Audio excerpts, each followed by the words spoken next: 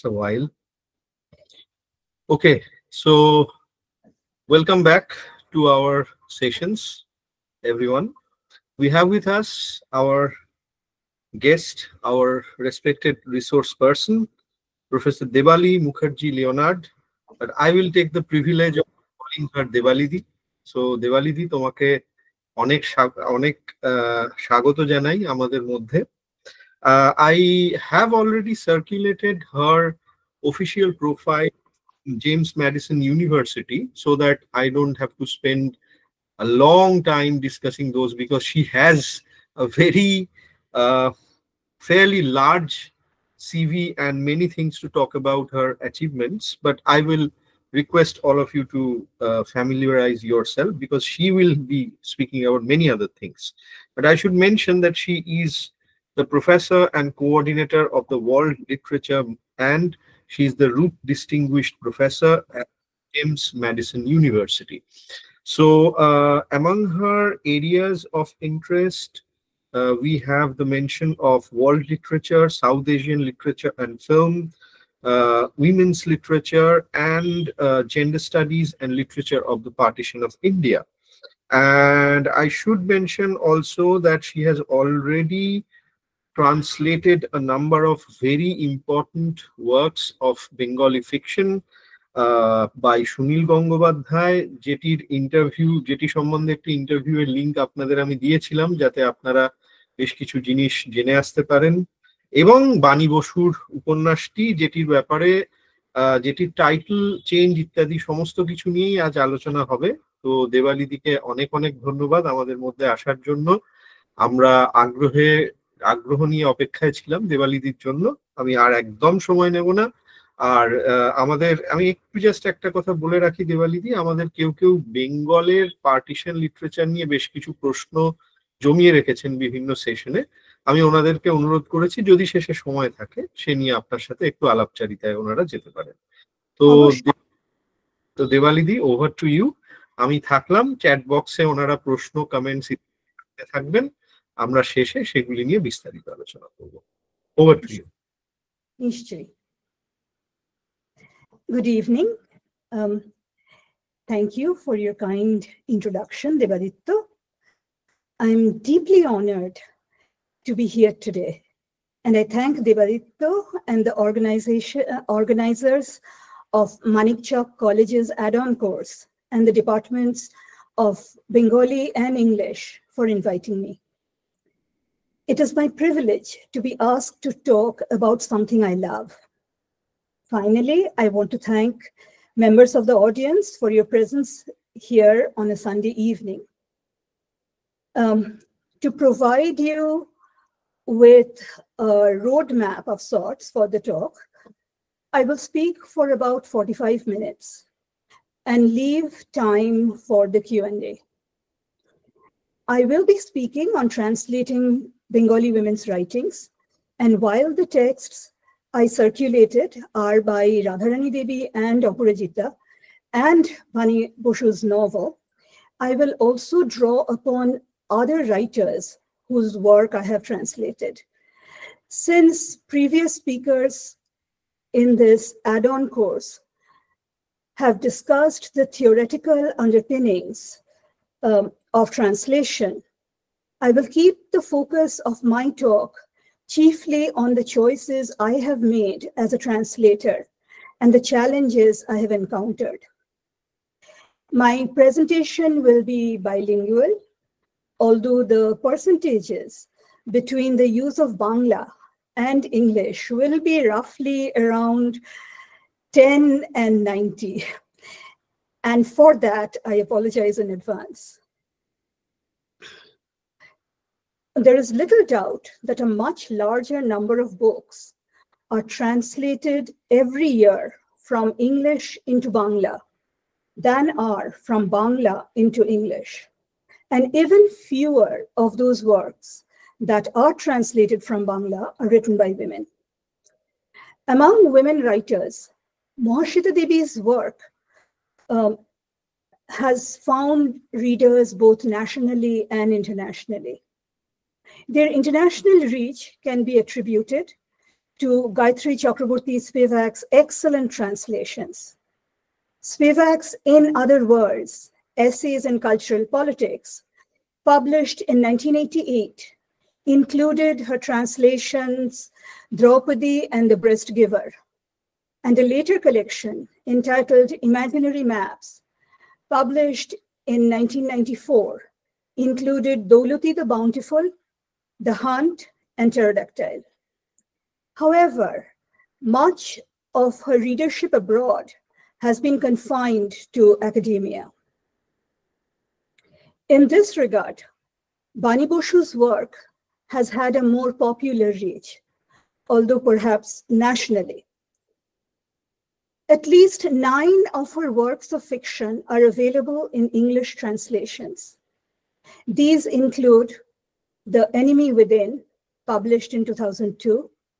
The list here is arranged chronologically according to the date of publication of the translation, not the original.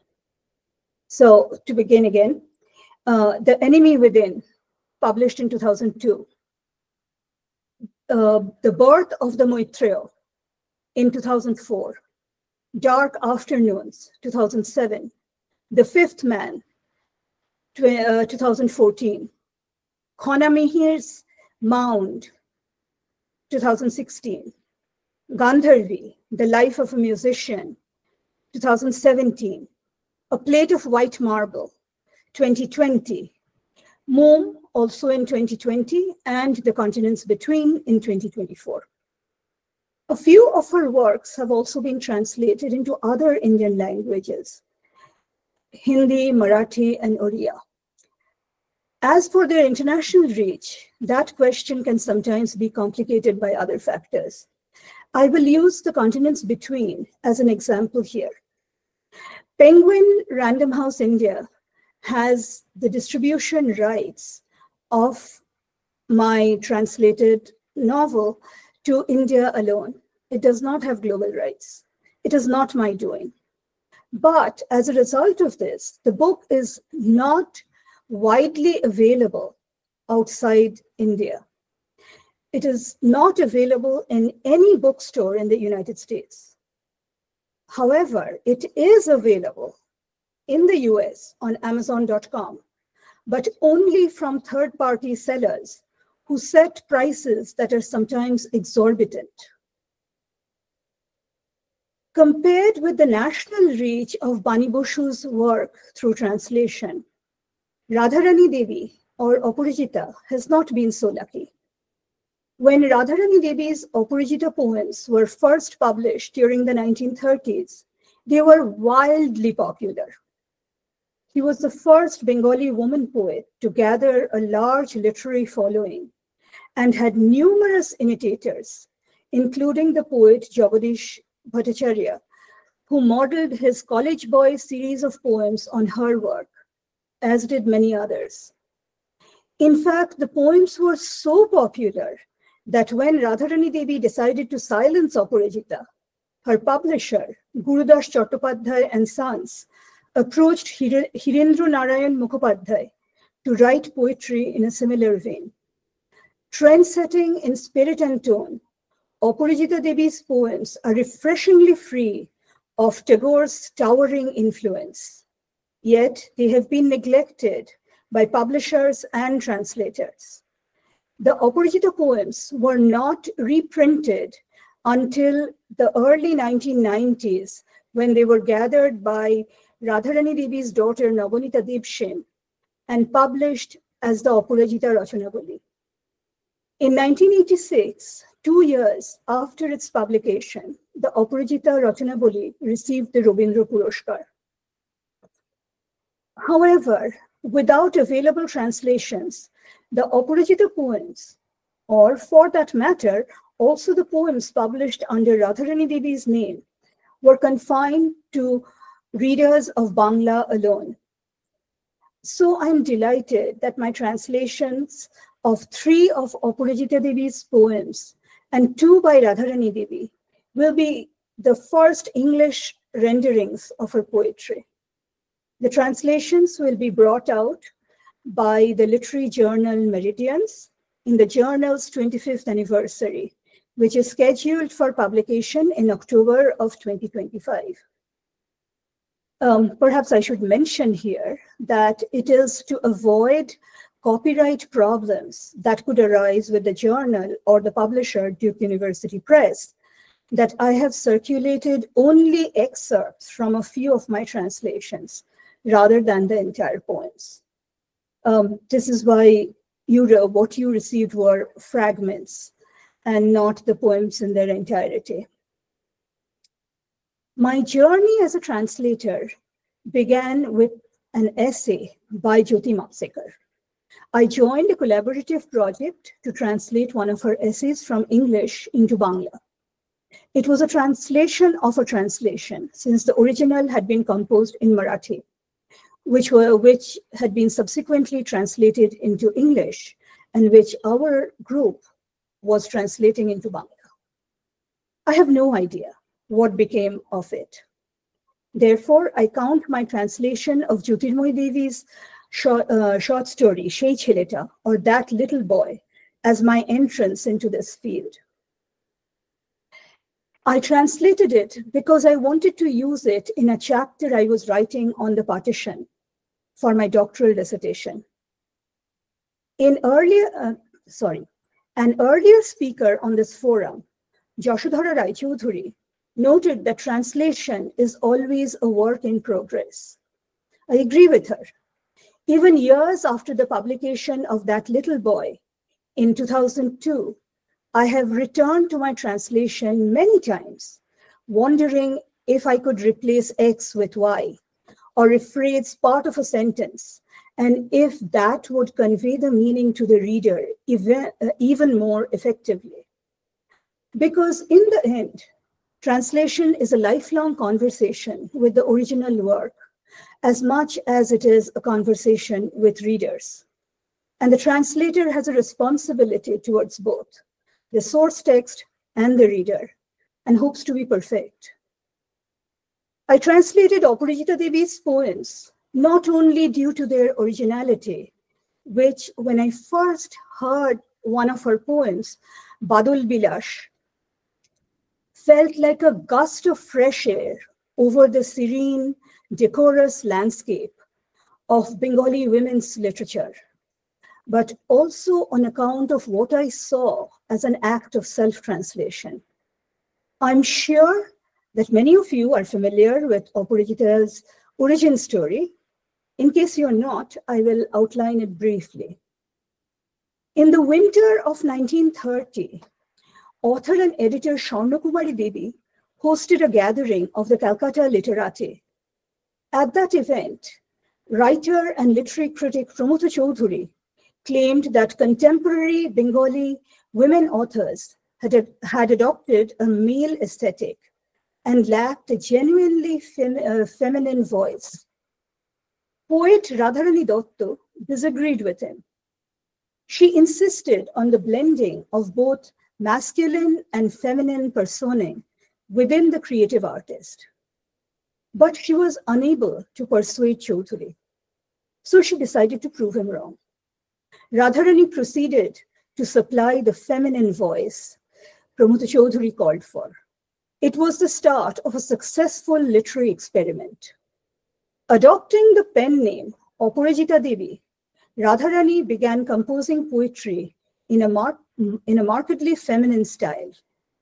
Aparajita, meaning the undefeated woman, is another name for the demon-slaying Hindu goddess Durga. It is also the Bangla name for the bluebell vine. Carrying her experiment well into the 1930s, Radharani Devi published two distinct sets of poems under her two names. As Radharani, she published Leela Kamal in 1929, Chithi Moor in 1932, and Bon Bihogi in 1938. And as Aparajita, she brought out Buker Bina in 1930, Anginar Fool in 1934, Purobashini in 1935, and Bichitra Rupini in 1937. In the poetry written in her own name, Radharani Devi's diction was refined and serious, while Aparajita's was colloquial, luminous, effervescent. Aparajita Devi's language, buoyancy, and humor introduced a new aesthetic into Bengali poetry. Despite Aparajita's unprecedented success, Radharani Devi consciously distanced herself from the poems, which I will talk about a little later. For now, let us begin with Aparajita Devi's poem, Janmodin, or Birthday. This is from her first collection, Buker Bina. Excuse me. It is arranged in 4 stanzas of varying lengths. Speaking in rhyming lines, the narrator Ila alternates between group addresses and internal monologues. Set in an elite household on Ila's birthday, the first stanza peeks into her room as she consults her peers on appropriate party attire for the evening. I will read the opening stanza of the poem in Bangla first before proceeding with my translation. Janmodin. Not Konarong Kashmiri shari? Na na, ota tule rakho. ও ভাই বৌদি, এসো না লক্ষ্মী, একটু এখানে থাকো। কোন শাড়ি আর ব্লাউজে আমাকে সবচেয়ে মানাবে ভালো বলো না এদের। দাঁড়া না মালতী, বাদামি কিংবা কালো চেরি ফুল তোলা ফিনফিনে ওই জর্জেট স্যুট, ছি ছি। তোমারও কি ভাই মোটে রুচি নেই, আর্ট শেখা মিছিমিছি। কি বললি বেলা, রূপলি জরির লাল বেনারসি যেটা? আরে রাম রাম, হাসবে সবাই, ভাববে মেরুয়া এটা। শেষদি কি বলে, কাঁচা ধানি রং মাদ্রাজি খানি বেশ। তোমরা দেখছি সাজাবে আমাকে ঝাড়ুদার বৌশেষ। কাঁচা ধানি শাড়ি দো ফেরতা পরে পিরু ধাঙরের মেয়ে ঝাঁটা হাতে রোজ ঝাড়ু দিতে আসে, দেখোনি কি কেউ চেয়ে? বলো না রাঙাদি, কি যে হাসো খালি, বেলা আর বেশি নেই, গা ধোবো কখন, চুল বাঁধা বাকি, যাবগে থাকুকে। যাই হলে চলে হাসুক সবাই, পাগলি ভাবুক দেখে, আমার কি বলো, শোনাবে সকলে তোমাদেরই ডেকে ডেকে। Birthday, and this is a group address. The anatto-colored Kashmiri sari? No, that's not it. Hey Bodhi, come sweetie, and sit with us a minute. Tell them which sari looks most becoming on me. Maluti, wait. That wispy Georgette suit, I see. Black brown with cherry blossoms. Do you have no taste? Clearly, those art lessons on you were a waste. What's that, Billa? The red silver Benarasi sari? God, folks will snigger and call me a Marwari. Chesdi, what say you? The paddy green from Madras? You'll dress me up like the cleaning crew. Think I'll pass. What?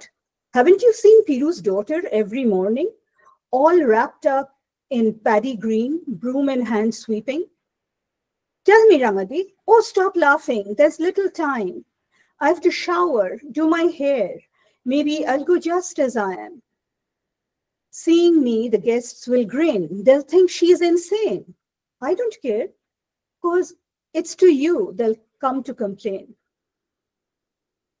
Regional and class prejudices fuse with youthful wit and joie de vivre in this emerging portrait.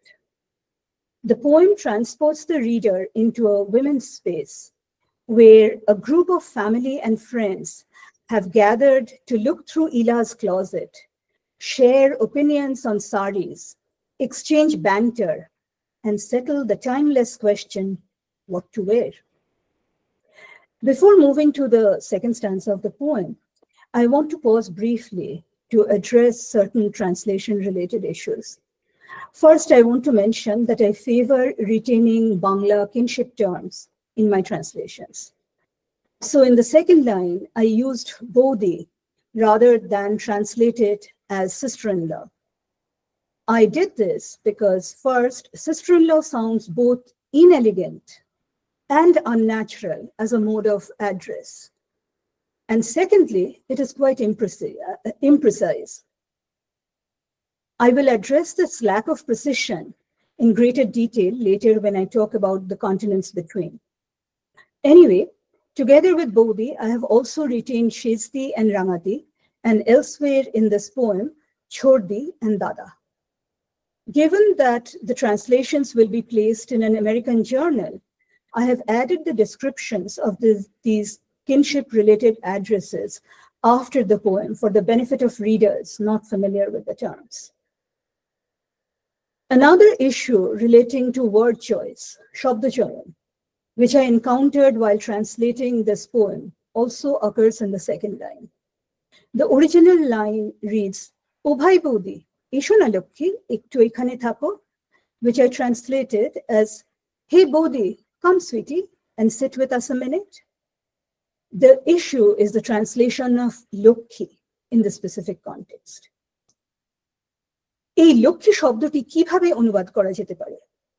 It is not Lokhi as in Lokhi Thakur or the Hindu goddess of wealth and prosperity, but more along the lines of the expression Lokshmi, meaning good girl. But to translate the line as, "Hey Bodhi, come good girl, sit with us a minute," does not quite work. And importantly, it does not fit the meter. এখানে লক্ষ্মী শব্দটির ব্যবহারের মধ্যে একটা অনুনয়েরও ব্যাপার রয়েছে, যেন বৌদিকে ভালো করে মিষ্টি করে বললে সে আসবে। তাছাড়া, given that Lokhi is also commonly used as a term of endearment, as in Lokkiti, used in another of Aparajita's poems, where a newlywed woman addresses her husband with, "ছেড়ে দাও ওগো শোনো লক্ষ্মীটি, এখন আমায় রেখো না ধরে." I choose to interpret Lokhi as a combination of both a request and a term of endearment, and to maintain Aparajita's colloquial tone, I translated it as sweetie. It is the colloquial tone that I prioritized elsewhere in the poem Scandal in my use of gosh. The original Bangla line is "Shondhe kokhon utreche ish." I translated it as, "Gosh, it's getting late," thus using gosh as an equivalent for ish. Neither of the two words have any specific meaning, and both are used to express a degree of surprise. But also the speaker in Scandal, an elite socialite, sprinkles her narration with plenty of English words. So I felt that her use of gosh was in keeping with the character presented in the poem. Thus, within the specific context of the poems, I have translated Lokhi as sweetie and used gosh as a substitute for ish. But আপনাদের কি মনে হয়? I welcome your suggestions or feedback about them, something we can perhaps discuss during the Q&A. The third issue here is the use of anato in the first line. Notkona or anato is a spice and a food coloring extracted from the orange-red seeds of the anato tree. It is used predominantly in Mexican and Caribbean cooking. I was not familiar with the word, so while translating the poem, I first consulted Shangshad Bengali to English dictionary to find the equivalent for Notkona, which was anato, and then an encyclopedia to find out what anato was. It made me wonder if other readers coming across anato for the first time might encounter a similar difficulty. I asked Navanita Deb, that is Navanita Debshin, who was my professor at Jadavpur University, if for the reader's benefit, I should replace the anato-colored Kashmiri sari with the flame-colored Kashmiri sari or the red-colored Kashmiri sari. উনি বললেন, না, আমার মা নটকনা ব্যবহার করেছিলেন, তুমি তার সঠিক ইংরেজি প্রতিশব্দটি বার করেছো। পাঠকের সুবিধার জন্য ঠিক শব্দটি বদলাবে কেন? নমন্ত্রীদের এই জবাবের পর শব্দটি বদলানোর কোনো প্রশ্নই আর ওঠেনি। কিন্তু আমি আপনাদের কথায় আসছি। When you first read the translated excerpt, was it difficult for you to understand the word anato? কথাটার মানে জানার জন্য কি আপনারা গুগলে সাহায্য নিয়েছিলেন? Again, this is perhaps something we can talk about during the Q&A. It is time to return to the second stanza of Janmuddin. This stanza is presented in the form of a soliloquy and adds layers to Ila's character. While it appears in the opening stanza that she flippantly dismisses her friend's suggestions, the soliloquy reveals that she has in fact already made up her mind. She has selected her sari, decided on the accessories, and even the coiffure. And why such a careful selection of outfit? Ila hopes to charm Shomesh Sen, one of the invitees. At this time, I will read from my translation, but if you would like me to read the original, please let me know during the Q&A, and I'll be happy to do it. This is a soliloquy. Damn it! So many women, but none with good sense. Views aplenty, taste not one. Are they really dense? Dug through my whole closet, but not once did they say, wear the royal blue with the thin gold border today. Shomesh Sen has such fine taste, a very discerning man. He is coming, my get-up must be as sublime as it can. A single strand of pearls and ruby bracelets I'll wear, my diamond studs like jasmine bouquets for the year, a brooch and gold star pins on a chignon hanging low, coiled with a bokul chain, and I'll be ready to go. A decent outfit, but they'll find things to complain. You know zip about his fancies, your counsels in vain. My blue sari, like the waves of the deep blue sea, the other day I could tell he liked it on me. I wore a shimmery blouse of gold, blue, and red. His impressed gaze was rapt. Addressing me, he said, Ila, you are a dream water nymph, a wondrous sight, floating in this magical sunset, bathed in light. As you may have noticed, in my poetry translations, I've tried to preserve Aparajita Devi's use of the end rhyme. Thus, in both the original poem and in my translation, the rhyme scheme is AA, BB, CC, DD, etc. I chose to use bokul instead of its English equivalent, bulletwood, or its scientific name, Mimosops elengi, because both the English and the scientific name lack the musicality of the Bangla word bokul.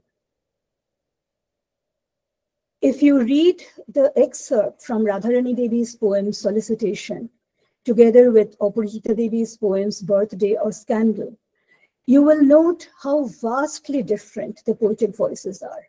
It is the poet's ability to switch gracefully from the serious, cerebral Radharani, whose poems reflect a certain degree of Tagorean refinement, to the colloquial, bubbly voice of Aparajita. It is Radharani Devi's ability to create and maintain for years two distinct poetic selves that I would describe as self-translation. Yet Radharani Devi was seemingly reluctant to even recognize her connection with Aparajita.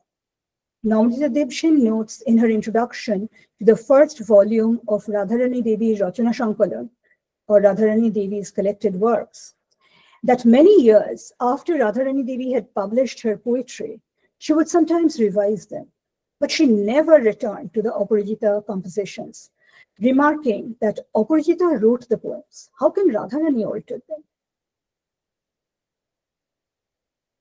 I will now proceed with Bani Boshu's Janmabhoomi Matribhoomi, which I translated as The Continents Between. My selection of texts for translation has always been driven by my love for the text. Since as a translator, many of you will spend inordinate amounts of time with the source text, poring over the meaning of each word, it will help and even make the task pleasant if you're translating a work you love. As for my translating The Continents Between, there are other reasons too, beside my love for the text. As someone who teaches world literature, I wanted to include in my course on immigrant writings more than Jhumpa Lahiri's The Namesake or Bharati Mukherjee's Jasmine. I wanted to bring to my American students a voice from the subcontinent, a different voice. And I'll be teaching this book next semester for the first time in my course titled Home. The Continents Between makes a significant intervention in the field of immigrant writings in Bangla. It offers a unique perspective on immigration to the United States and life in the Bengali diaspora. Compared with the existing body of Anglophone fiction composed by writers of Indian origin, most prominently Chitra Banerjee Divakaruni, Jhumpa Lahiri, and Bharati Mukherjee, Bani Boshu raises a new set of questions. Can the immigrant return home?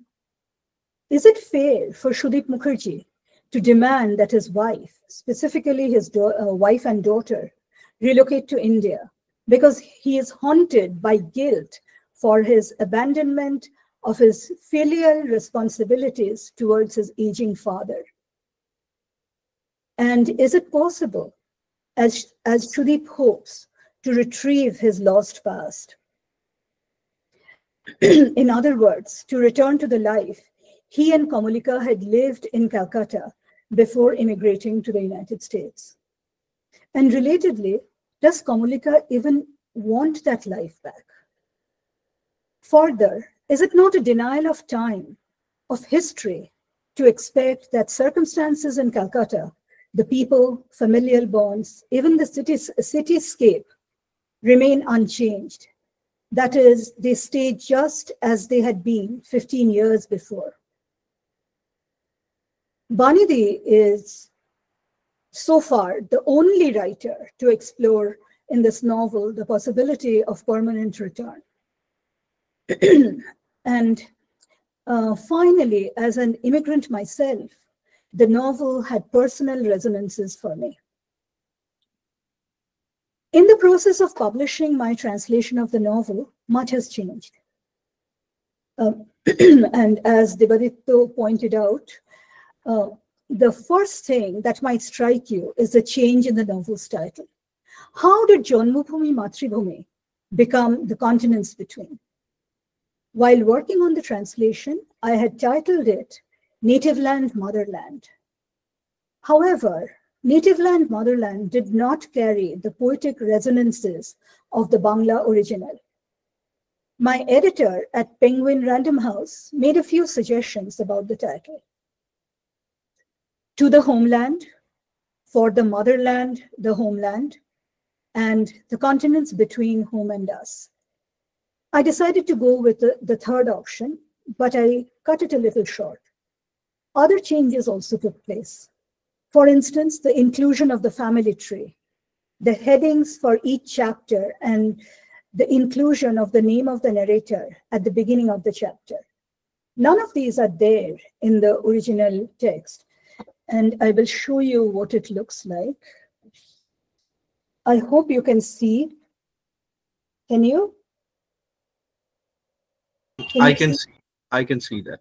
Okay, thank you. So it starts with a list of the author's work and goes directly into the text. There is no special chapter heading, but it is the chapter heading or the name of the narrator are absent in the original. But Penguin insisted on these changes as ways to enhance the reader's comprehension. I will read the first paragraph from Janmabhoomi Matribhumi and then proceed to read a section from the translation.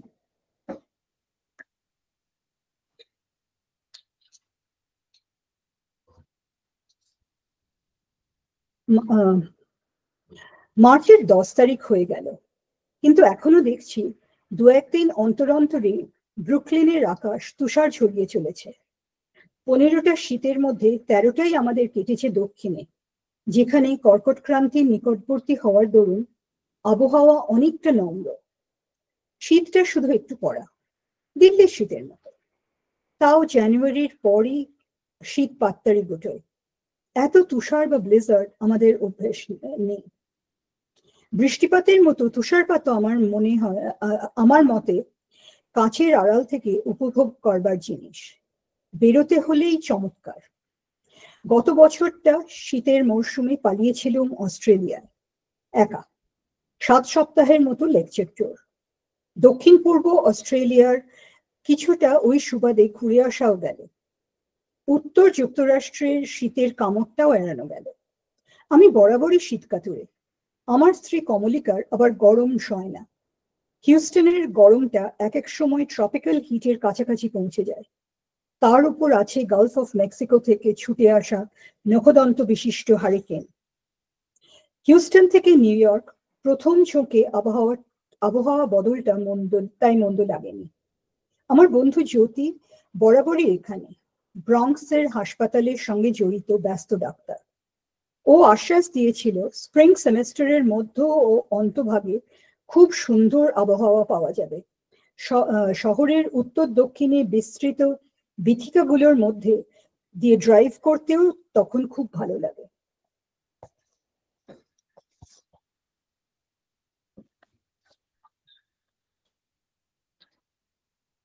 And now to the translation.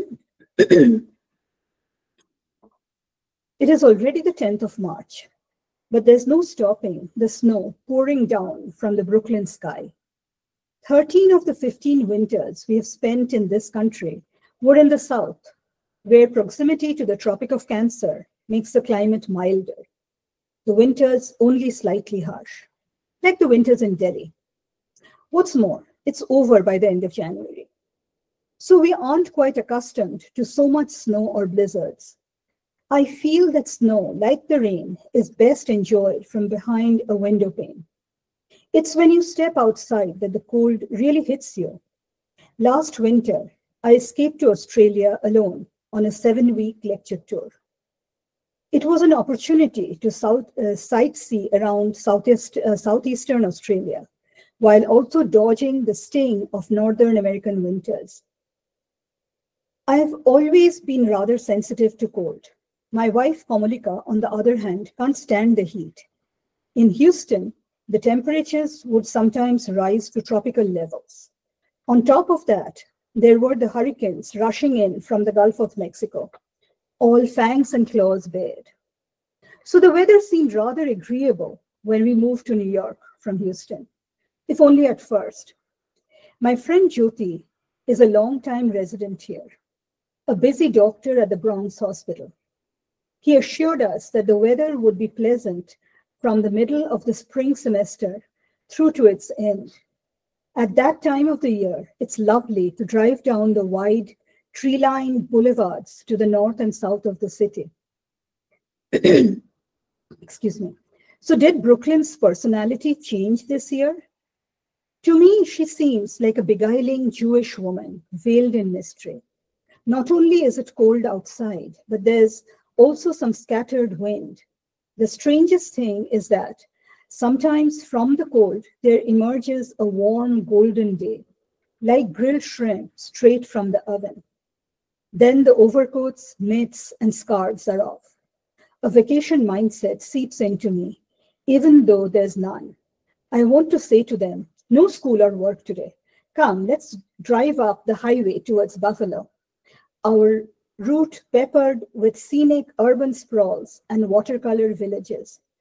After a few happy, restful hours in a motel in the morning, we will grab some fat hamburgers from a fast food joint, and later, after a 3 or 4 course Persian dinner, return to our cubbyhole. But such fancies can't even be uttered here, except on weekends. That kind of talk is unintelligible on this continent. But I have no taste for fun on a specific schedule. Obligatory relaxation isn't relaxation at all. I will now skip to Sudeep's reminiscences of Calcutta but which starts off with a description of New York. Our street is lined mostly with maple trees, with a few cherry trees scattered here and there. I see delicate sheets of ice, fine as muslin, on the long, slender branches of the maple trees. It's exquisite, but the rest of the surroundings are quite depressing. New York has got grimier than when we first moved here. When it's all slathered in snowy mud and slush, it's as disgusting as a child covered in snot. At such times, I'm reminded of the rhythm of the rain during the monsoons of my childhood and youth in Calcutta. Memory returns the past wrapped in romanticism. It isn't as if human and animal waste didn't float in the rainwaters in Calcutta. Still, unwrapping my memories, all that remains are the paper boats we set afloat and the poetry of Tagore. Winding through the meadows, the water advances, letting loose his matted cloud treases, who dances. Then office-goers returned home early in the evening, their garments raised to the knee, holding a hilsa fish in one hand and their shoes in the other. My father would be among them, feet muddy, but a wide smile on his face. By then, we had returned home, owing to a rainy day early release from school, and would be engaged in some boisterous fun. In Tontonia, our neighborhood in Calcutta, the water would sometimes rise waist high. So my cousins, Borda and Mezda, unable to go to college, would while away the afternoon with some pastime. Typically, they would be playing a game of carom. From time to time, Borda would croon drolly, "Is this the final round, dear?" While Mezda's, "No, I can't be away from you," would carry the musical note and bring the jingle to a finish. Their close contest would continue. Elsewhere, my other cousins, Didi and Chutki, my brother Shumit, and I would play 29, the card game. Chutki would continuously make absurd calls. Finally, exasperated, I would demand a change of partners, and she would yell in her high-pitched voice, "Shezda, please just give me one more chance." The afternoon would drift into dusk, which in turn vanished behind the clouds, and then the evening air came alive with the aroma of fried hilsa. The heady scent would draw us to the kitchen downstairs. Abandoning the carom board and cards, we would surround Boroma's stove. I don't recall Shukrit being a part of this. Had he been too young at that time? Soon in our hands, platefuls of steaming fried fish and roe that Ma apportioned. That was the prelude. The night was shaping up quite well.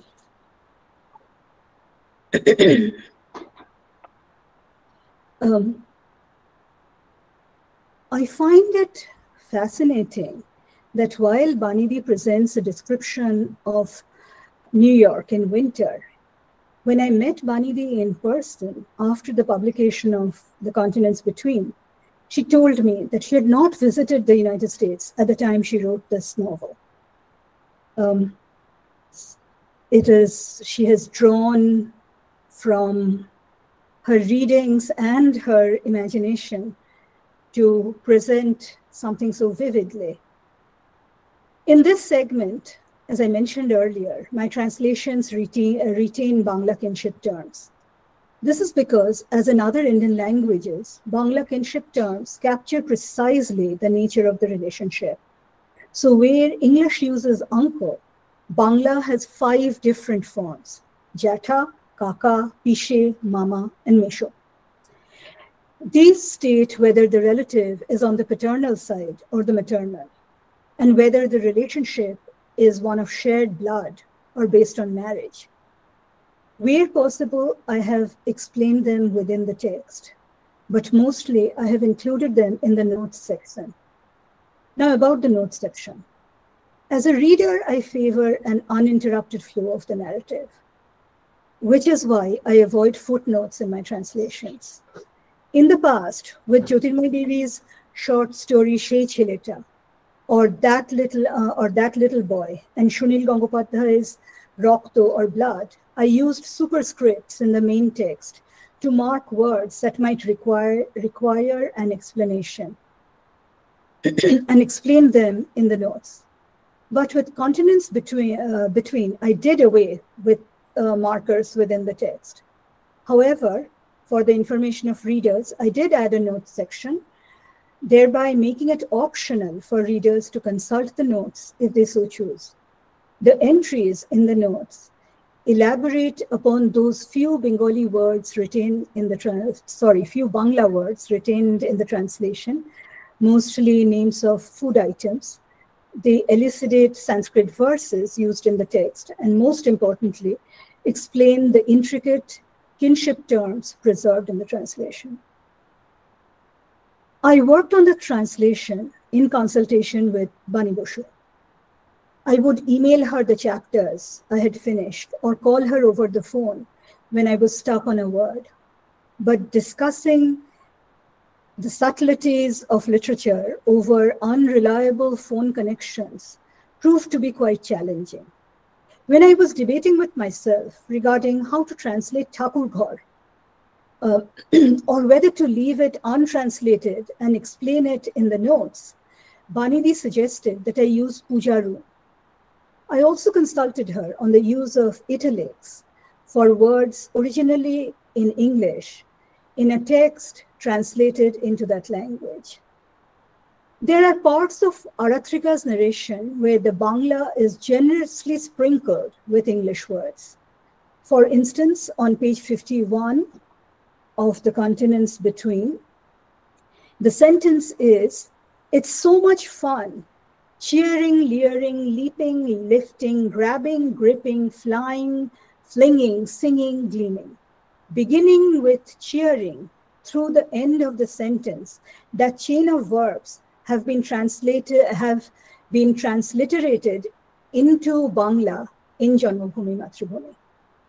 I feel that the use of italics mixed with words in regular font makes the page rather clunky and difficult to read.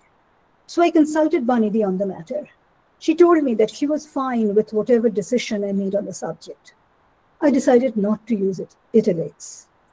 It's not that I have never used italics in my translation, but the choice to include them was driven by other concerns, which we could discuss during the Q&A.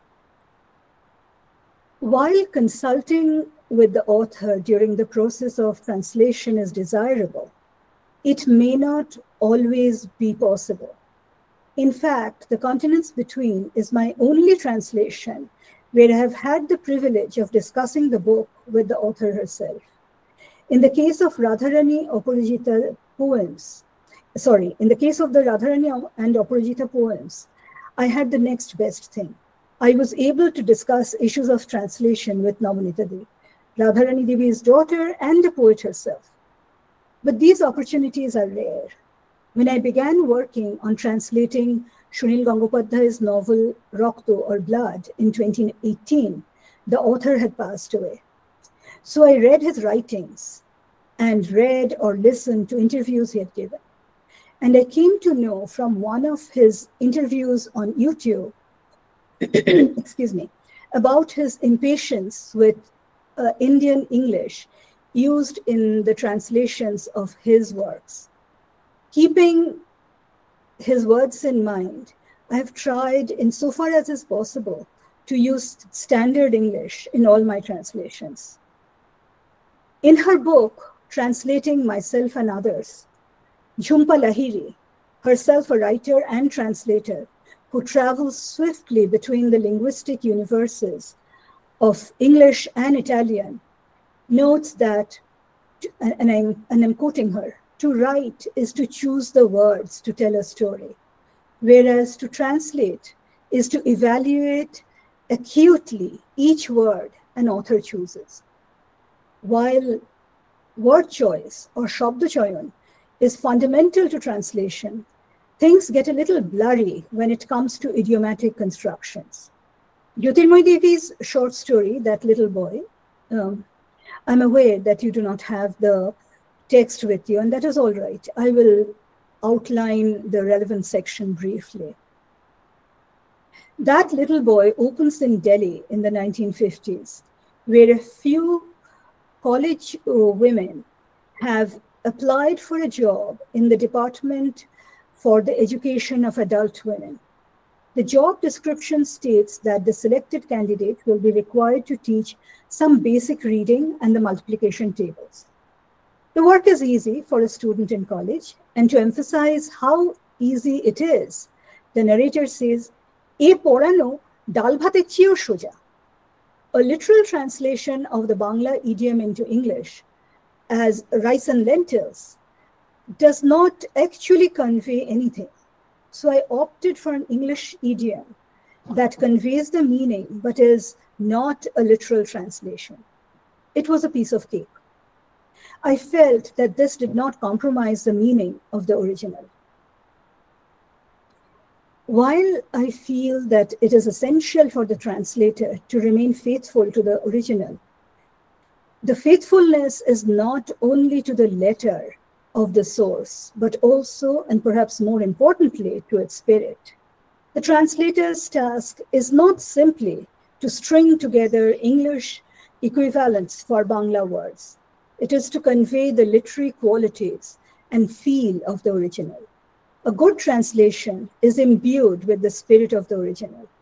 I believe that the translator walks a tightrope between literalness and readability in the target language, knowing that to tip to either side is potentially fatal. But beyond this, translation is an act of love. Love for the text itself, love of languages, love of reading, and a grateful consciousness of the privilege of remaking a work of art. Thank you. দেবালিদি, আমার অনেক কিছুই বলতে ইচ্ছে করছে, কিন্তু আমি সেসব আপাতত জমিয়ে রাখছি। আর এদিকে আমাদের কমেন্ট বক্সে যা কিছু জমে উঠেছে, যা প্রত্যেক দিনই আমরা খুব ভালো ভালো প্রশ্ন পাই, তো সেগুলো আগে আমরা দেখি। নিশ্চয়। তো প্রথমেই আমি আসছি জোয়ানার প্রশ্নে। I think, Joanna, we have ample time, so if you want to interact directly with Debalidi, please go ahead. Okay. Namaskar, madam. It was a great pleasure to listen to your lecture. Actually, you touched very interesting issues that are very important, I think, in translations, like this flavor that we receive, style in translation. So I would like to ask you about what does it mean to write in a feminine voice, and how difficult it is actually to convey the sweetness and subtleties of a Bengali language into English, which is very rough, not so emotional, and rather full of movement. That's the first question. I would like to say in this context that insofar as the Bangla is concerned, Radharani Devi, in response to Pramodha Chaudhury's comment regarding women writers adopting a male aesthetic, actually wrote about the domestic lives of women. About her characters are first of all, they are all of Aparajita Devi's poems are delivered by women. They're dramatic monologues and always delivered by women. And the women talk about, as I tried to say in my bring out in my translation, the women are discussing party wear, and they will talk. In the poem Scandal, the woman, the speaker, is an elite socialite who's actually discussing often the disgraceful behavior of other people. But I also want to add that Radharani Devi did not quite agree with this understanding of women almost as girlish and people preoccupied with their clothing and their garden and with discussing other people in a negative way. So this is one of the reasons why she stifled Aparajita. She felt that men wanted a certain representation of, when they spoke of feminine writing, they wanted a certain representation of women. And she did not want to present them any longer as girlish or focused entirely on their domestic lives. She wanted them to engage on an intellectual level as well. As a result of that, she stopped writing as Aparajita. And this is a poem I translated, but I'm going to read you from a short excerpt. This is actually by Radharani Devi, not Aparajita. And she, addressing women, she says, বৃহৎ বিশ্বে যে বিরাট কাজ জ্ঞানের যোগ্য চলে, তুমি তো আসন লও নাই আজও সে সাধন পীঠতলে, শুধু রূপসীর গুণ্ঠনখানি তুলে পুরুষের মনোহরণের লীলায় আপনারে আছো ভুলে, লীলায় তো তব মেরুদণ্ডটি সরল করিতে শেখো, উন্নত ঋজু ভঙ্গিতে চলো আজ, সহজ ভাষায় গৌরবময় জীবন লিপিকা লেখো, খুলে ফেলো যত কৃত্রিমতার সাজ. So her poems are, Radharani Devi's poems are deeply feminist in a way. But I'm going to say that Aparajita Devi's poems are also feminist in their own way. In that, in the poem Janmodin, where Ila is talking about party wear, what she's going to do, arrangements for later in the evening, she's arranging her home. She's nervous. What if he asks, what if he holds her hand? What will she do? What if he asks her to sing and she misses a beat? This all happens in the other two stanzas that I have not read. But, you know, in a way, while she's asking for the opinion of her friends and relatives, she has actually made up her mind about what sari she's going to wear, what jewelry will go with it. So perhaps this is an indication of choices she will make in the future, choices that will not be determined by what other people think about her. So I feel that, if Radharani Devi's poems were feminist, Aparajita Devi's poems also in their own way are feminist. But I want to return to the other part of your question. When you talked about English as a rough language, did you mean that the femininity wasn't conveyed in the translation? Very often when I think about the differences between languages, I think also about my tongue, Polish language, which is full of diminutive forms. And in English, we don't have, we have only white, whitey, and that's all, nothing. We have a lot of tenses because this is this kind of nation, they colonized the nations, they moved a lot. So that it is reflected in the language, but there is really no emotionality. And Bangla is very much like Polish, it's very emotional. So I believe that if we want to convey some flavor, we need some kind of emotionality. And what is your experience, madam, with it? Because it must be very difficult. It is difficult, and but Aparajita Devi or Radharani Devi as Aparajita Devi actually stays away from making something, what shall I say, almost tearful. For instance, she has written a poem on the monsoon season. And the writer, the speaker rather, the narrator is not talking about how during the monsoon seasons she is parted from her beloved. Instead, she talks about, oh, the clothes are not drying because the air is much too moist. My children are unable to go to school because the streets are waterlogged. In a way, Radharani Devi insists on being almost anti-romantic in her poems. Okay. And if I may, I have one more question about register, because I noticed that within one stanza, there are such words like licentious, which is very formal, and at the same time we have a word like grab. right? Which is very formal. So my question is about the original. Is the original also full of variations in register, or you made those changes on? It actually depends on whom she's addressing. When she's addressing her friends and her relatives, she comes across as being much more dramatic. But when it's a soliloquy, when she's speaking to herself, the element of drama is not so much there. So that is what makes a difference. In the subsequent stanzas, again in the third stanza, which is a group address, this actually also comes out.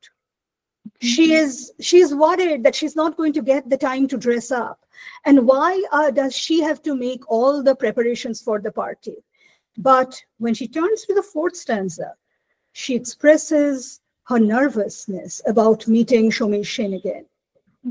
And it's a much subdued tone, not as dramatic as the first or the third stanzas. So all those variations are for stylistic effect. Yeah.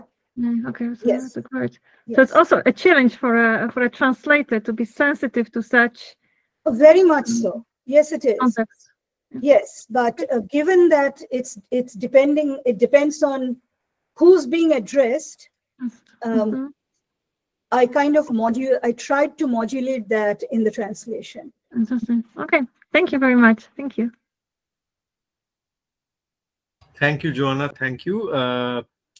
দেওয়ালিদি, আমাদের এক ছাত্রী ও একটা খুব interesting প্রশ্ন করার চেষ্টা করেছে ওই লক্ষ্মী শব্দটি নিয়ে। লিপিকা, তুমি কি কথা বলতে পারবে? মানে তাহলে আমি রিকোয়েস্ট করবো, আর দেওয়ালিদি যদিও বাংলায় বলে প্রশ্নটা। নিশ্চয়ই, শোনো, বাংলা আমার মাতৃভাষা। তো মানে হয়তো টেকনিক্যাল কথাবার্তা আমি বাংলায়, মানে টেকনিক্যাল টার্মস গুলো এখন আর আমার মনে নেই, কিন্তু বাংলা অবশ্যই। হ্যাঁ, একদম। তো লিপিকা, তুমি প্রশ্নটি করতে পারো ম্যামকে, এবং দেওয়ালিদি তার চিন্তা ভাবনা তোমার সাথে ভাগ করে দেবে। Lipika, are you here with us? আচ্ছা, ও আসলে খুব রিমোট লোকেশনে থাকে, তো হয়তো সেই জন্য কানেক্টিভিটির সমস্যা হচ্ছে।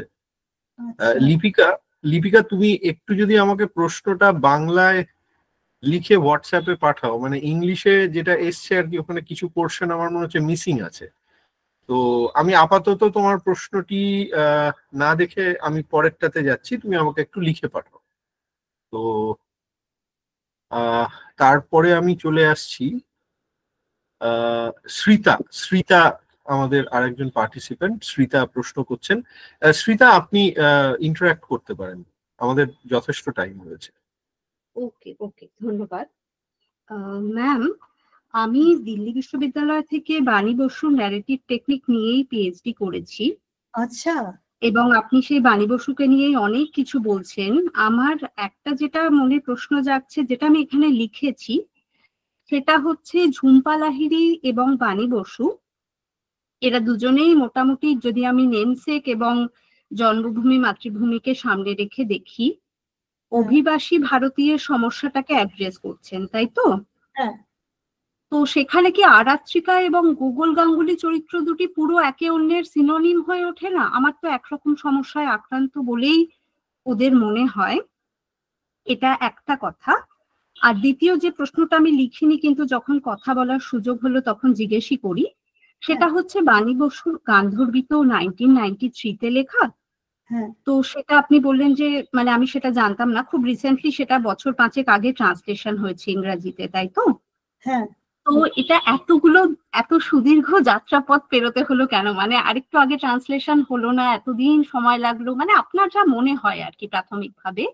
আর দ্বিতীয়ত, গান্ধর্বী তো ভীষণভাবেই বাঙালি সমাজ পরিকাঠামোর মধ্যে থেকে লেখা, তো সেটার অ্যাপিলটা কিরকম, কিভাবে মানুষ সেটার অনুবাদটাকে নিচ্ছেন? এই দুটো প্রশ্ন। ধন্যবাদ। আমি প্রথমে আপনার দ্বিতীয় প্রশ্নটায় যাচ্ছি। সেটা হচ্ছে যে, জানেন তো, গান্ধর্বী কিন্তু শুধু ইংরেজিতে অনুদিত হয়েছে তা নয়। গান্ধর্বী কিন্তু প্রথমে, মানে ইংরেজি অনুবাদের অনেক আগে মারাঠিতে অনুদিত হয়েছিল। তো কাজেই তা মানে গল্প হিসেবে তার নিশ্চয়ই একটা সর্বভারতীয় অ্যাপিল রয়েছে।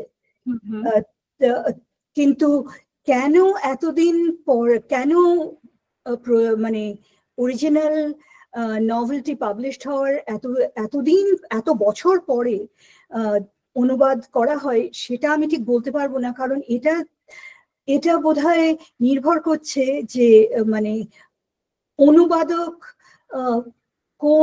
কোন কাজটি মানে কিভাবে, মানে কার কাছে নভেলটি কিভাবে অ্যাপিল করে, এবং কার মানে হ্যাঁ মানে এর বাইরে আমি মানে আমার মনে হয় যে it depends a lot on the translator's choice, তিনি কোনটা করবেন।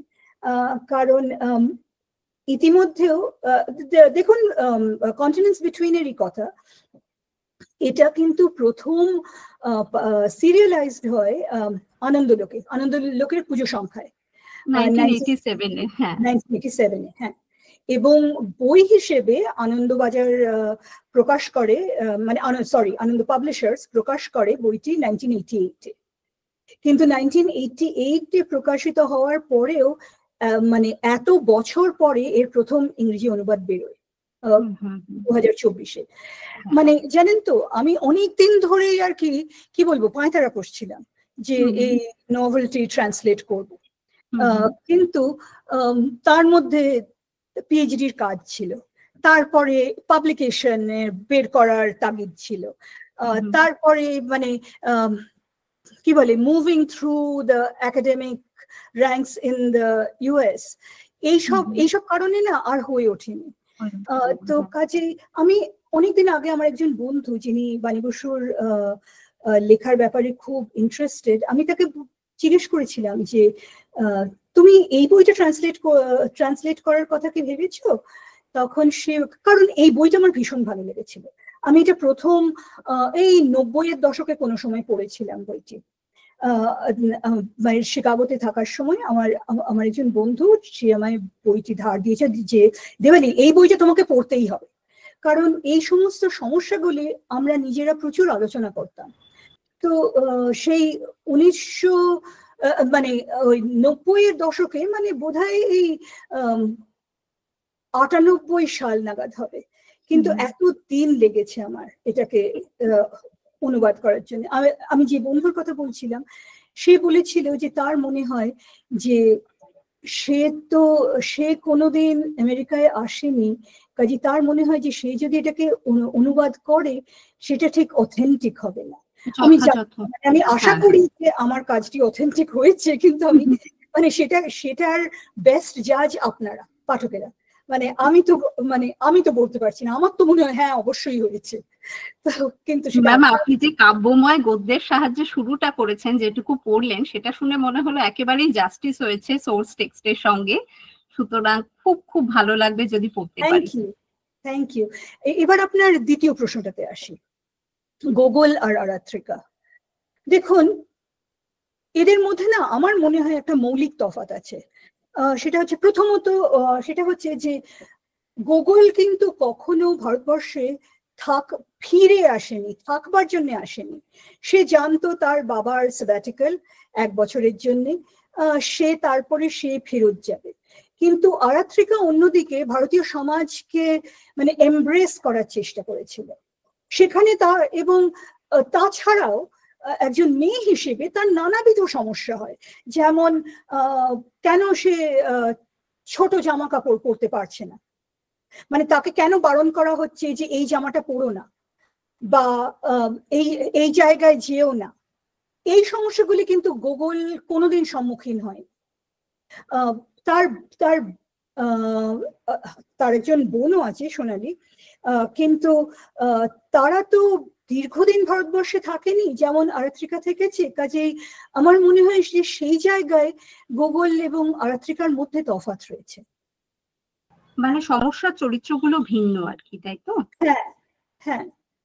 আচ্ছা, গোগোল চিরদিনই জানে যে সে শেষ পর্যন্ত আমেরিকায় ফেরত আসবে, কাজেই সে সেখানে থাকার জন্য কিন্তু যায়নি। আরাত্রিকা সেই কারণে, আরাত্রিকা গিয়েছিল কিন্তু থাকার জন্য। কিন্তু এত কিছু ঘটে, আমি জানি না আপনি নভেলটা পড়েছেন কিনা। হ্যাঁ হ্যাঁ হ্যাঁ। তো মানে যেমন হাই সেকেন্ডারি রেজাল্ট, সেই পরীক্ষা বিভ্রাট হয়ে যাচ্ছে বা সামাজিক যেগুলোকেও পারিবারিক বন্ধনগুলোর মধ্যে যে লুপহোল গুলো আছে সেগুলো ওকে আক্রান্ত করছে। তো এইগুলো এই এক্সপেরিমেন্টটার মধ্যে দিয়েও গেছে, কিন্তু গুগলকে কোনোদিন এগুলোর মধ্যে দিয়ে যেতে হয়নি। সেই জায়গা থেকে দুটি চরিত্র ভিন্ন, তাদের অভিজ্ঞতা। মানে যদিও আরাত্রিকা শেষ পর্যন্ত ফিরে আসে, কিন্তু সে যখন প্রথমে ভারতবর্ষে গিয়েছিল সে কিন্তু এক্সপেক্ট করেনি যে সে ফিরবে। রাইট। তার মানে পারিপার্শ্বিক যা সব ঘটে, এবং বিশেষ করে আমি গল্পটা বিশেষ বলে দিতে চাই না, কিন্তু একজন অত্যন্ত প্রিয়জনের মৃত্যু, যেটা মানে সেটাও আরো মানে তার বিষাদাচ্ছন্ন করে তোলে। হ্যাঁ, যে হ্যাঁ হ্যাঁ। তো সুতরাং দুজনে দুভাবে সমস্যাটাকে দেখেছেন, তাই তো? অভিবাসী ভারতীয়রা যেভাবে। আচ্ছা, ওকে। হ্যাঁ, এবং বাণী বসু, আমি যেটা আগে বলছিলাম যে একমাত্র বাণী বসু ভেবেছেন যদি এই প্রবাসী বাঙালি ভারতবর্ষে ফেরত যায় তাহলে তার এক্সপিরিয়েন্স কি হবে। কিন্তু যেমন জানেন তো, মনোজ ভৌমিক একটি উপন্যাস লিখেছিলেন, এই দ্বীপ এই নির্বাসন, আচ্ছা, দিস আইল্যান্ড দিস এক্সাইল, যেটারও কিন্তু it's an immigrant novel set between the United states and India. সেখানে কিন্তু একজন যে one of the main character or maybe the main character, সেখানে অনেকগুলি চরিত্র রয়েছে। তো তাদের মধ্যে একজন, সে শৈবাল, সে ঠিক করে যে সে ভারতে ফেরত যাবে, কিন্তু সেখানে গিয়েও মানে অনেকটা গোগলের মতো, সে অল্প দিন ছিল, মাত্র কয়েক মাস, কিন্তু তার মনে হয় যে সে এখানে থাকতে পারবে না, কাজে সে শেষ পর্যন্ত আবার আমেরিকায় ফেরত যায়। তো মানে একমাত্র বাণী বসুই চেষ্টা করে দেখেছেন যে যদি একজন প্রবাসী ফিরে আসেন তার পরিস্থিতিটা কিরকম, অভিজ্ঞতাটা কিরকম হবে, সেদিক থেকে তিনি অনন্য, সেদিক থেকে তিনি ভিন্নধর্মী। ওকে, থ্যাংক ইউ। ধন্যবাদ শ্রীতা, ধন্যবাদ দেবালিদি। আচ্ছা, অম্লান কিছু বলতে চান? আমরা অম্লানের থেকে শুনে নিই, তারপরে আমরা আবার ইনবক্সে ফিরবো। অম্লান প্লিজ। হ্যাঁ, am I audible? হ্যাঁ শুনে। আচ্ছা ম্যাডাম, আমি আপনার কাজে দীর্ঘদিনের পাঠক আর কি, রিডার। আপনার একাডেমিক বুকস গুলো আমার খুব প্রিয়। ভালো লাগছে। না, এটা আমি বলতামই, এবং তার সঙ্গে পার্টিশন লিটারেচারে আমি একজন মানে আগ্রহী পাঠক, এবং গবেষণার ইচ্ছা আছে, সেই নিয়ে মূলত এগোচ্ছি। তো আমার একটা প্রশ্ন আছে, এবং ট্রান্সলেশনও করি ছোটখাটো। মূলত আমি ইংরেজির একজন শিক্ষক, এটি বলা ভালো। আচ্ছা, স্কুলে পড়াই, আমাদের বাংলারই একটা স্কুলে পড়াই আমাদের কাছাকাছি। তো যেটা বলার আপনার কাছে, আমি ট্রান্সলেশনের কাজ যখন করেছি তখন আমার মনে হয়েছে পার্টিশনের যে ট্রমা, সেটা যখন ট্রান্সলেটেড হচ্ছে, এবং ধরুন যারা বাঙালি নয়, মানে আমি ধরুন সেই অর্থে কিন্তু পূর্ববঙ্গীয় নই, কিন্তু পার্টিশনের মধ্যেকার যে যন্ত্রণা, যারা আমরা সেভাবে পার্টিশন দেখিনি, আমার জন্ম 86-এ, কিন্তু বাবা মার কাছ থেকে শোনা বা আশেপাশের পরিবেশ বদলে যাওয়া বা ঋত্বিক ঘটকের ছবি দেখে বুঝতে শেখা এবং কষ্টটা পাওয়া, এই কষ্ট কি ট্রান্সলেটেড যে পার্টিশনের টেক্সট, সেটার মাধ্যমে কি আদার যারা নন বেঙ্গলি রিডার্স তাদের কাছে কি পৌঁছানো সম্ভব? এটা এক নম্বর প্রশ্ন। আর দ্বিতীয় কথা, আপনি যে ট্রান্সলেট গুলো করেছেন, আমি মানে দেখলাম সেগুলো, তো আপনি এখনো পর্যন্ত সম্ভবত পার্টিশনের ট্রমার উপর কোনো টেক্সট ট্রান্সলেট করেননি, সেটা কি সত্যি? এবং করলে মানে করেছেন কি সেটা আমার জানা নেই, সেটা জানান, সেটা ভালো। আমি আসলে করেছি। আমি জ্যোতির্ময়ী দেবীর একটি ছোট গল্প, সেই ছেলেটা, কিন্তু তবে আমার এটা বলে রাখা দরকার যে জ্যোতির্ময়ী দেবী যে সেই ছেলেটা গল্পটা লিখেছেন, সেটা কিন্তু is based on the experience of partition's violence in the Punjab. Okay, সেখানে নট ডাইরেক্টলি রিলেটেড টু মানে বেঙ্গল পার্টিশন। না, বেঙ্গল পার্টিশন মানে কিভাবে আছে জানেন তো, এখানে একটি মেয়ের গল্প, রাজ নাম, একটি পাঞ্জাবি মেয়ে, তার দুই বন্ধু আছে, দুই বন্ধু বাঙালি, বরুণা এবং সুজাতা, এবং তারা মানে গল্পটা শুরু হচ্ছে দিল্লিতে 50-এর দশকে, এবং তারা একটি চাকরির জন্য অ্যাপ্লাই করবে তিনজনে। যাই হোক, শেষ পর্যন্ত রাজ চাকরিটা পায়। কিন্তু একদিন তারা যখন এই কুইন্স পার্ক দিয়ে হাঁটছে, তখন হঠাৎ একজন ভিখারিনী এগিয়ে আসেন, এবং ভিখারিনীর সঙ্গে একটি ছোট ছেলে রয়েছে। তো এই ভিখারিনীকে বরুণা এবং সুজাতা ভিক্ষা দেয়, কিন্তু রাজ পিছিয়ে পড়েছিল, সে চিনিবাদাম ছাড়াচ্ছিল, পিছিয়ে পড়েছিল। তো সে কিছু চিনিবাদাম এই বাচ্চাটিকে এই ভিখারিনীর সঙ্গে যে ছেলেটি আছে দিতে যায়। তখন এই ভিখারিনী রাজকে জিজ্ঞেস করে যে তোমার বাড়ি কোথায়? তখন রাজ বলে ও এই দিল্লি। বলে না না, তোমার আসল মানে তোমার দেশ কোথায়? তখন সে বলে লাহোর। এবং যাই হোক, তখন আবার এরপর বরুণা এবং সুজাতা রাজকে ডাকে। রাজ তখন এই ভিখারিনী জিজ্ঞেস করে তোমার নাম রাজ আর তুমি লাহোরের মেয়ে? মানে সেদিন রাত্রিবেলা রাজ বাড়ি ফিরে, মানে সে হয়তো আগেই বুঝতে কিছুটা পেরেছিল, সে বুঝতে পারে যে এই ভিখারিনী তার মা। আমার কথা বলতে গিয়ে গায়ে কাঁটা দিচ্ছে। এই ভিখারিনী তার মা, এবং কারণ তার মা মানে রাজ এবং তার পরিবার তারা যখন লাহোর থেকে পালিয়ে আসে তারা ধরে নিয়েছিল যে তাদের মায়ের মৃত্যু হয়েছে। কিন্তু মানে কিন্তু রাজ কিছুতেই আর সেই মহিলাকে, সে নিজের সঙ্গে মানে তার টানাপোড়েন চলছে যে মহিলাকে কিভাবে সে অ্যাকসেপ্ট করতে কি পারবে। তাই বাচ্চাটাকে, এই ছেলেটাকে, তাহলে কারণ ছেলেটা তো তার ভাই নয়, তাহলে ছেলেটার তো কাজে এই ছেলেটার জন্ম ইতিহাস এইটা নিয়ে তো মানে দেখুন আমি না আর বলে দেব না বেশি, আমি অনেকটাই আমরাই পড়ে নেব, আমি পড়ে নেব। Thank you for the observation. এত অসাধারণ অসাধারণ এটা জানেন তো, ট্রমাটা এমন ভাবে বের, বিশেষ করে মেয়েদের ট্রমা। এই ভিখারিনী মহিলা মানে তার তো বাড়ি ছিল লুধিয়ানাতে, সে সেখানে গেল না কেন? সে কেন দিল্লির পথে পথে ভিক্ষে করে বেড়াচ্ছে?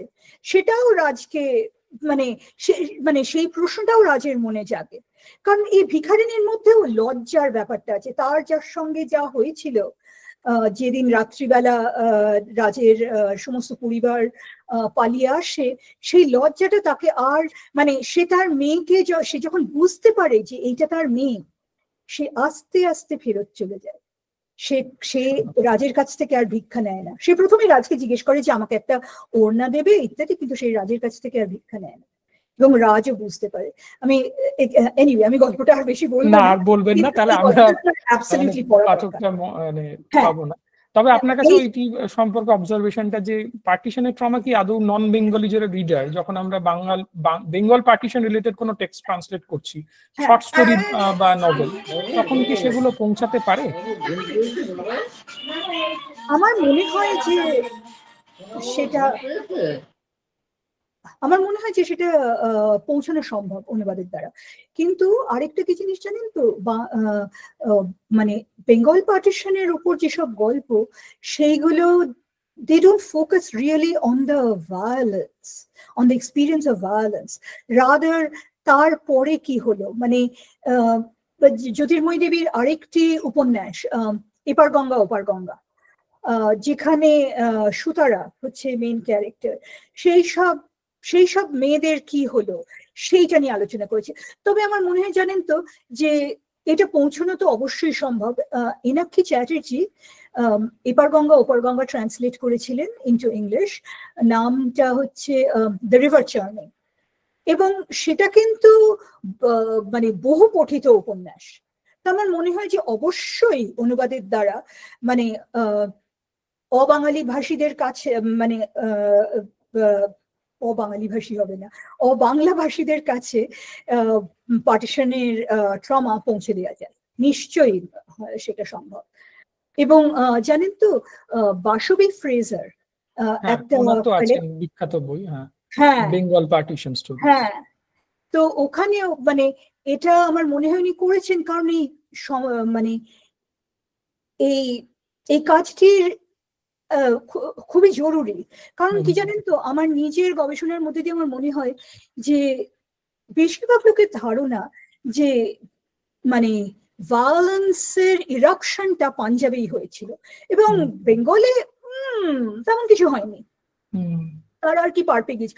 কিন্তু তার এই ভুল ধারণার মূলে রয়েছে যে বাংলা সাহিত্য থেকে অনুবাদ করা হয় না। কেন? কারণ ইংরেজিতে ধরুন ভিশাম সাহানির তামাস বা বাক্সা সিদওয়ার আইস ক্যান্ডি ম্যান বা সালমান রুশদির মিডনাইট চিলড্রেন, এগুলো ইংরেজি সাহিত্যের মানে ইংরেজি ভাষায় অনুবাদ মানে লেখা হয়েছে বলেই সেগুলো মানে বহু পাঠকের কাছে পৌঁছতে পারছে। কিন্তু বাংলাতে এই মানে আমার মনে, আপনি বলছেন আপনি অনুবাদ করেন, আমি আপনাকে অনুরোধ করব যে বাংলা পার্টিশন সাহিত্য অবশ্যই অনুবাদ করবেন, কারণ এটা পৌঁছানো লোকের কাছে পৌঁছানো দরকার। কারণ এই ভুল ধারণাটা ভাঙা দরকার যে বাংলাতে পার্টিশন সেরকম ভাবে লোকজনকে এফেক্ট করেনি, অবশ্যই করেছিল। কিন্তু বাংলাতে যেটা মানে বাংলা সাহিত্যের মধ্যে মানে পার্টিশন রিলেটেড বাংলা সাহিত্যের মধ্যে যেটা নেই সেটা হচ্ছে এই প্রচন্ড ভায়োলেন্সের ডেসক্রিপশন। সেখানে কি মানে the shuttering of a world, সেই জিনিসটা কিন্তু বাংলা সাহিত্যে, সে বাংলা পার্টিশন লিটারেচারের মধ্যে মানে রেফিউজি প্রবলেম রয়েছে। কিন্তু মানে ওয়েস্টার্ন সাইডে যে পার্টিশনটা হয় সেখানে অনেক বেশি, ধরুন মান্টোর গল্পগুলো, সেখানে অনেক বেশি ভায়োলেন্স রয়েছে। আর কাজে সেইটা পড়লে আমরা মনে করি সেই মানে সেখানে কি মানে of course I am not undermining the violence, but Bengali representations of partition are actually very different. Diffused type of violence. Taking on much longer. Absolutely. বাংলায় কি আজও পার্টিশন শেষ হয়েছে? না, হয়নি। আমি আপনাকে বলতে পারি যে আমারই 3-4জন বন্ধু আছেন যারা এই প্রজন্মের, তারা ক্লাস 8 পর্যন্ত বাংলাদেশে পড়েছে এবং তারপরে দেশে এসছে। আমার বাবারই ছাত্র আছেন, বাবা অঙ্কের শিক্ষক ছিলেন। সে প্রথমে আসলো, বাবার স্কুলে ভর্তি হলো, তারপর তার মা এবং মেয়ে তার বোনকে নিয়ে আসলো এবং সে এখন এখানেই চাকরি করছে। আমি নাম বলছি না, খুব স্বাভাবিকভাবেই। তো এইরকম আমার পরিচিতর মধ্যে এরকম রয়েছে যারা আসছেন, এখনো মানে এখানে থাকছেন এবং আস্তে আস্তে এখানে বাসা বাঁধছেন, চলছে। এটা তো আমি মানে দেখাই যাচ্ছে। সুতরাং এটা partition is never ending here, partition না।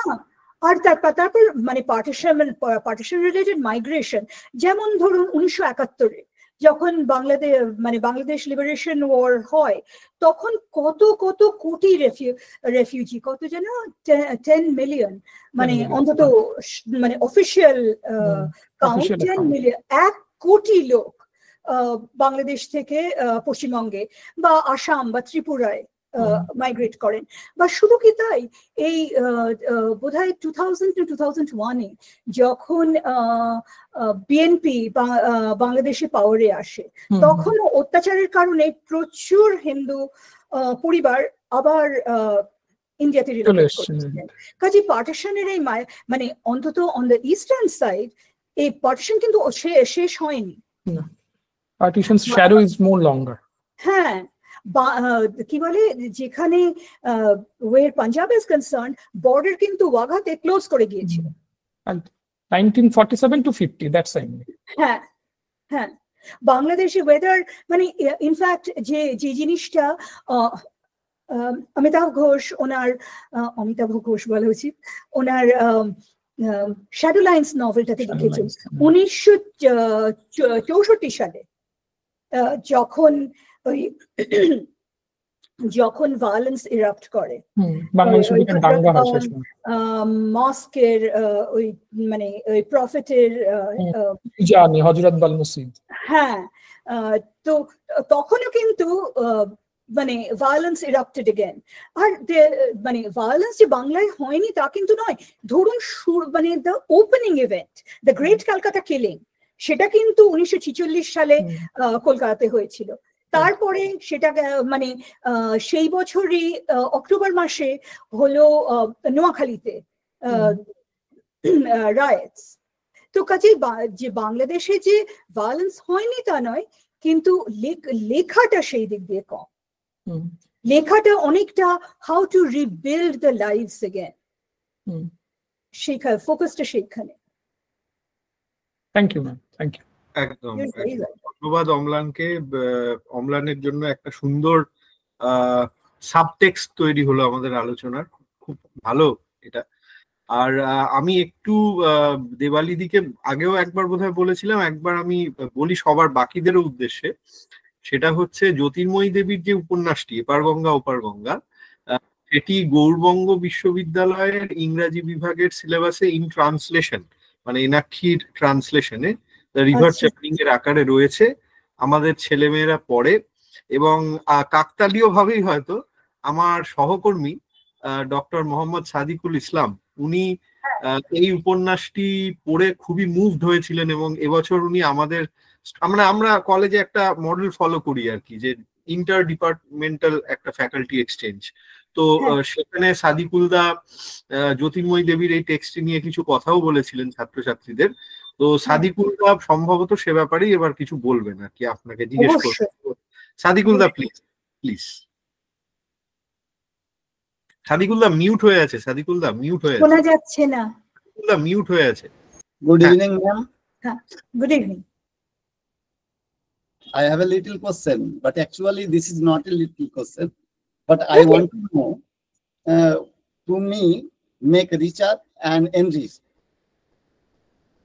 So recently I read the novel Devaditto Mukherjee, my colleagues said about it, Epar Ganga, Opar Ganga, written by Jyotirmoyee, and it has been translated into English and named after the river churning.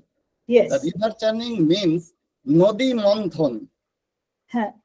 But now I want to know why the name after Nodi Monthon. We know the story from mythical history or legendary history, Samudra Manthan, Basuki, Mandaran Parvat, etc., etc. In this sense, I can say that there are two parties, that's Hinduism and Islamism, offered the sense of, in the other side is demon or Daitto, and other side is Devata, that means God. In this sense, the novels named after, I want to know that. Okay. Actually, the name of the novel, even in Bangla, has a very interesting genealogy. Because the novel, when it was serialized, was actually called Mahabharata's Stri Parva.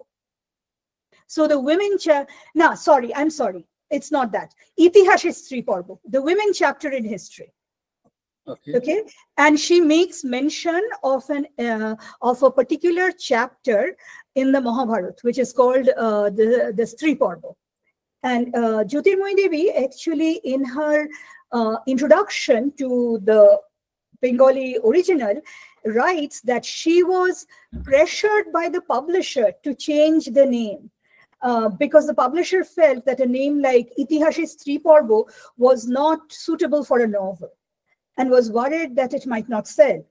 So on the publisher's insistence, she changed it to Epar Ganga, Opar Ganga, this side of Ganga and the other. But it's actually quite inaccurate, because it is not the Ganga that flows between West Bengal and Bangladesh. It is actually the Ichamoti River. Okay. But it has to do with the Bengali nursery rhyme. Epar Ganga, Opar Ganga, Moddikane Chor, tar maঝে বসে আছে শিব সদাগর. So it's actually derived from that. But to go to your question regarding the English translation, I think you have given a very good explanation of why it's the river churning, as the Daitto from Samudra Manthan. So the gods on the one side and the demons on the other. But here, I think in the way Jyotirmoyee Devi writes it, it's not clear who the gods are or who the demons are. Because, yes, Shuttara suffers when there's a riot in her hometown, but she's not welcome when she returns to her Hindu family. They consider, they treat her as an untouchable. In fact, the words used are Haridom, and they treat her that way. Why? Because she was provided with shelter by a Muslim family, but because she lived with a Muslim family, they treat her in this way. So it's not really clear who the demons are and who the gods are, and I like that ambiguity. But beyond that, I mean, like I said, I find your interpretation absolutely appropriate. And thanks to you, because I have always wondered why they named it that way. Because, you know, I know it has to do with the churning of the ocean and the rise of Amrita, the divine nectar, etc., that guarantees immortality. But you have given a very new and wonderful interpretation of the title. So thank you. I should thank you for that great interpretation. In your discussion, you said about Great Calcutta Killing, but the riots took place also Madariganj and Noakhali, Kumilla. Yeah. And but any other sites. So I know. No, what I was saying was that it started with the Great Calcutta Killing. Yes, on yes, the ma'am. 16th of August, 1946. This is the beginning point. Yes, but what I'm also trying to say is that there were many episodes of violence. I mean, and the Great Calcutta Killing, while it went on for 4 days, actually went longer than that. I mean, my grandfather told me he was at that time a student in a hostel, living on, well, his hostel was on College Street. And he spoke about how, because of the curfew, he couldn't take a train to go back to his ancestral village. And that one morning, and it's actually kind of both funny and sad, but, and I'll skip over the more humorous elements and get to the sad part, is that as late as September, when the college the food supplies at the dormitory had run out, the students were allowed to go and get food for themselves outside the hostel. And one morning he actually found, on his way out, he and his friends actually found a dead body right in front of the college. The violence would continue, but not on the scale that it happened, the one-time eruption of violence that happened in the Punjab. But of course, yeah, I mean, after the Great Calcutta Killing, there was violence in Noakhali and Kumilla, and which is where, of course, Jyotirmoy Devi's Shutara lived in that novel. Yeah, okay, ma'am. Yes, I have gotten the right answer. I am grateful to you. I'm grateful to you. Thank you. Okay, ma'am. ধন্যবাদ। এবং আমি সাদিকুলদাকে প্রায়ই অনুরোধ করতে থাকি, আমি আজও অনুরোধ করছি যে সাদিকুলদা আপনার এই অবজারভেশনটি যেরকম দেওয়ালিদি দেওয়ালিদির সাথে এর আগের দিন কথা হয়ে গেছে ব্যাপারে। তো দেওয়ালিদি যেরকম বললো যে এটা ভীষণ অরিজিনাল একটা অবজারভেশন, আমি তো একেবারেই একমত। তো আমার মনে হয় সাদিকুলদা এটা জ্যোতির্ময়ী দেবীর ওপরে এক্সিস্টিং যা কিছু লেখালেখি আছে তার মধ্যে এই ব্যাপারটা অ্যাড হলে আমার মনে হয় ভবিষ্যৎ প্রজন্ম সমৃদ্ধ হবে। এটা একটু দেখতে হবে আর কি। নিশ্চয়ই। ধন্যবাদ দেবাদা। বেশ বেশ, আমি এবারে এগোই। হ্যাঁ এবারে বেরোই। এবারে আবার আমি কমেন্ট বক্সে ফিরে আসি। সুলগ্না খুব সুন্দর একটি প্রশ্ন করেছেন। সুলগ্না, আপনি কি কথা বলবেন দেবালিদির সাথে? সময় এখনো আছে এরকম। আচ্ছা, ধন্যবাদ দেবালিদি। আমাকে কি শোনা যাচ্ছে দিদি? হ্যাঁ হ্যাঁ সম্পূর্ণ। দিদি, আপনার কাছে আমার যে প্রশ্নটা, যে রাধারানী দেবী খুব সযত্নে অপরাজিতা দেবীকে নিজের কবিসত্তা থেকে সম্পূর্ণ আলাদা করে নির্মাণ করছেন। রাধারানী দেবীকে আমরা যেভাবে দেখি যে খুব ছোট্ট থেকে কবিতা লিখছেন, তাদের যে পারিবারিক পত্রিকা সেইখানে তিনি কবিতা লিখছেন সুপথে, এবং রাধারানী দেবীর যে তার প্রথম বৈধব্যের পরে তিনি কিন্তু চট করে বিয়েতেও যাচ্ছেন না, এবং কবি নরেন্দ্র দেবের সঙ্গে তার যে বিবাহ সেটা অনেকটাই তাদের মানসিক নৈকট্যের কারণে, যেটা সাহিত্য থেকে তৈরি হচ্ছে। এবং তিনি এত সুপ্রতিষ্ঠিত কবি যে অচিন্ত কুমার সেনগুপ্ত তাকে বলছেন তার সম্বন্ধে যে তার কবিতায় বিপ্লব প্রতিভাত হচ্ছে, ওই অর্থে নয় বিপ্লব, কিন্তু অন্যভাবে, এবং তার দার্ঢ এবং দীপ্তিকে তিনি খুব সম্মান করছেন। উল্টো দিকে অপরাজিতা দেবীকে তিনি যখন নির্মাণ করছেন তখন একদম সচেতনভাবে 12 বছর ধরে তিনি অপরাজিতা দেবীকে সবার চোখ থেকে লুকিয়ে রাখছেন এবং তিনি বলছেন যে একটা সৃষ্টি শুধুমাত্র তার শক্তি এবং উৎকর্ষের মূল্যে কতটা মূল্যায়িত হতে পারে আমি সেইটা দেখতে চাইছি। রবীন্দ্রনাথ তার জীবদ্দশায় কোনোদিন জানতেও পারেননি যে অপরাজিতা এবং রাধারানী এক। তো আপনার কাছে যদি আমার প্রশ্নটা এইটা যে যখন আপনি অনুবাদ করছেন তাহলে এই যে একই লেখক তার যে দুটো সম্পূর্ণ পৃথক কবিসত্তা যাকে তিনি সযত্নে স্বেচ্ছায় নির্মাণ করছেন, এই একই লেখককে দুটি সত্তায় অনুবাদ করবার সময় সেটা আপনাকে কিভাবে প্রভাবিত করেছে বা আপনি কোনো সংকট অনুভব করেছেন কিনা? নিশ্চয়ই। দেখুন, মানে রাধারানী এই অপরাজিতা দেবীর কবিতায় সেখানে টমবয়, ডিভোর্সি, ঠিকেছি, এরা সব ক্যারেক্টার হিসেবে রয়েছে।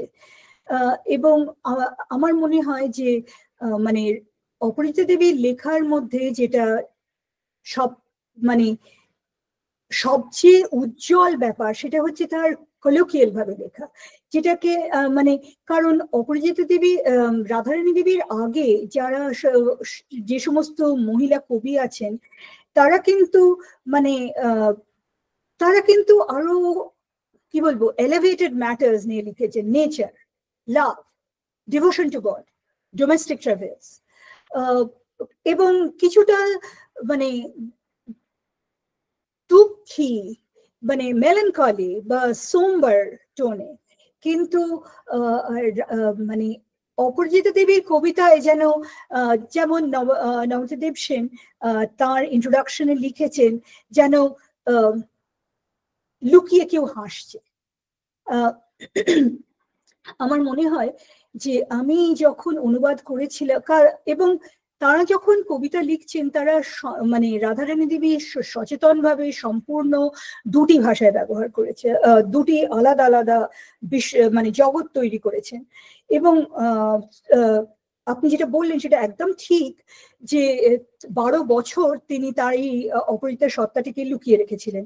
আর সেটা লুকিয়ে রেখেছিলেন কোন মাত্রায় যে তিনি তখন তো কম্পিউটারের ব্যাপারটা ছিল না, সকলে হাতে লিখে ম্যানুস্ক্রিপ্ট পাঠাতো। অপরাজিতা দেবীর জন্য তিনি একটা সম্পূর্ণ ডিফারেন্ট হাতের লেখাটাকেও পর্যন্ত আলাদা করে ফেলেছিলেন। হ্যাঁ, এবং এই কথাটা তিনি কিন্তু কাউকে বলেননি, এমনকি নরেন্দ্রদেবের সঙ্গে মানে তার বিবাহের পরেও তিনি কিন্তু এই কথাটা বলেননি। একদিন মানে নরেন্দ্রদেব হঠাৎ করে এটা বুঝে ফেলেছিলেন, একদিন রাত্রিবেলা আবিষ্কার করেছিলেন। হ্যাঁ, তো কাজে এবং সেটা হয়েছিল যে কারণ উনি দেখতে পেলেন রাধারানী দেবীর রাইটিং ডেস্কের ওপর একটি কবিতা দুটো আলাদা আলাদা মানে হাতের লেখায় রয়েছে। তো মানে উনি মানে এবং আপনি আরেকটাও খুব ঠিক বলেছেন, এবং যেটা হচ্ছে রাধারানী দেবী তার নিজের লেখায় বলেছেন, মানে যোগেন্দ্রনাথ গুপ্তকে যখন বঙ্গের মহিলা কবি বইটির জন্যে রাধারানী অপরাজিতা দেবীর পরিচয় প্রকাশ করেন 1952 সালে, তখন উনি বলেছিলেন যে মানে কারণ এর আগে অপরাজিতা দেবীকে কিন্তু উনি মানে রবীন্দ্রনাথের কাছেও পরিচয় দিতেন ওনার বন্ধু হিসেবে। এবং এই অপরাজিতা দেবীর আইডেন্টিটি নিয়ে তো প্রচুর তর্কাতর্কি হয়, কারণ কেউ একজন রবীন্দ্রনাথকে বলেছিলেন যে মানে আপনি যাকে আপনার নাতনি বলে মনে করেন এই অপরাজিতা, ইনি কিন্তু একজন পুরুষ লেখক, আমি এটা নিশ্চিতভাবে জানি।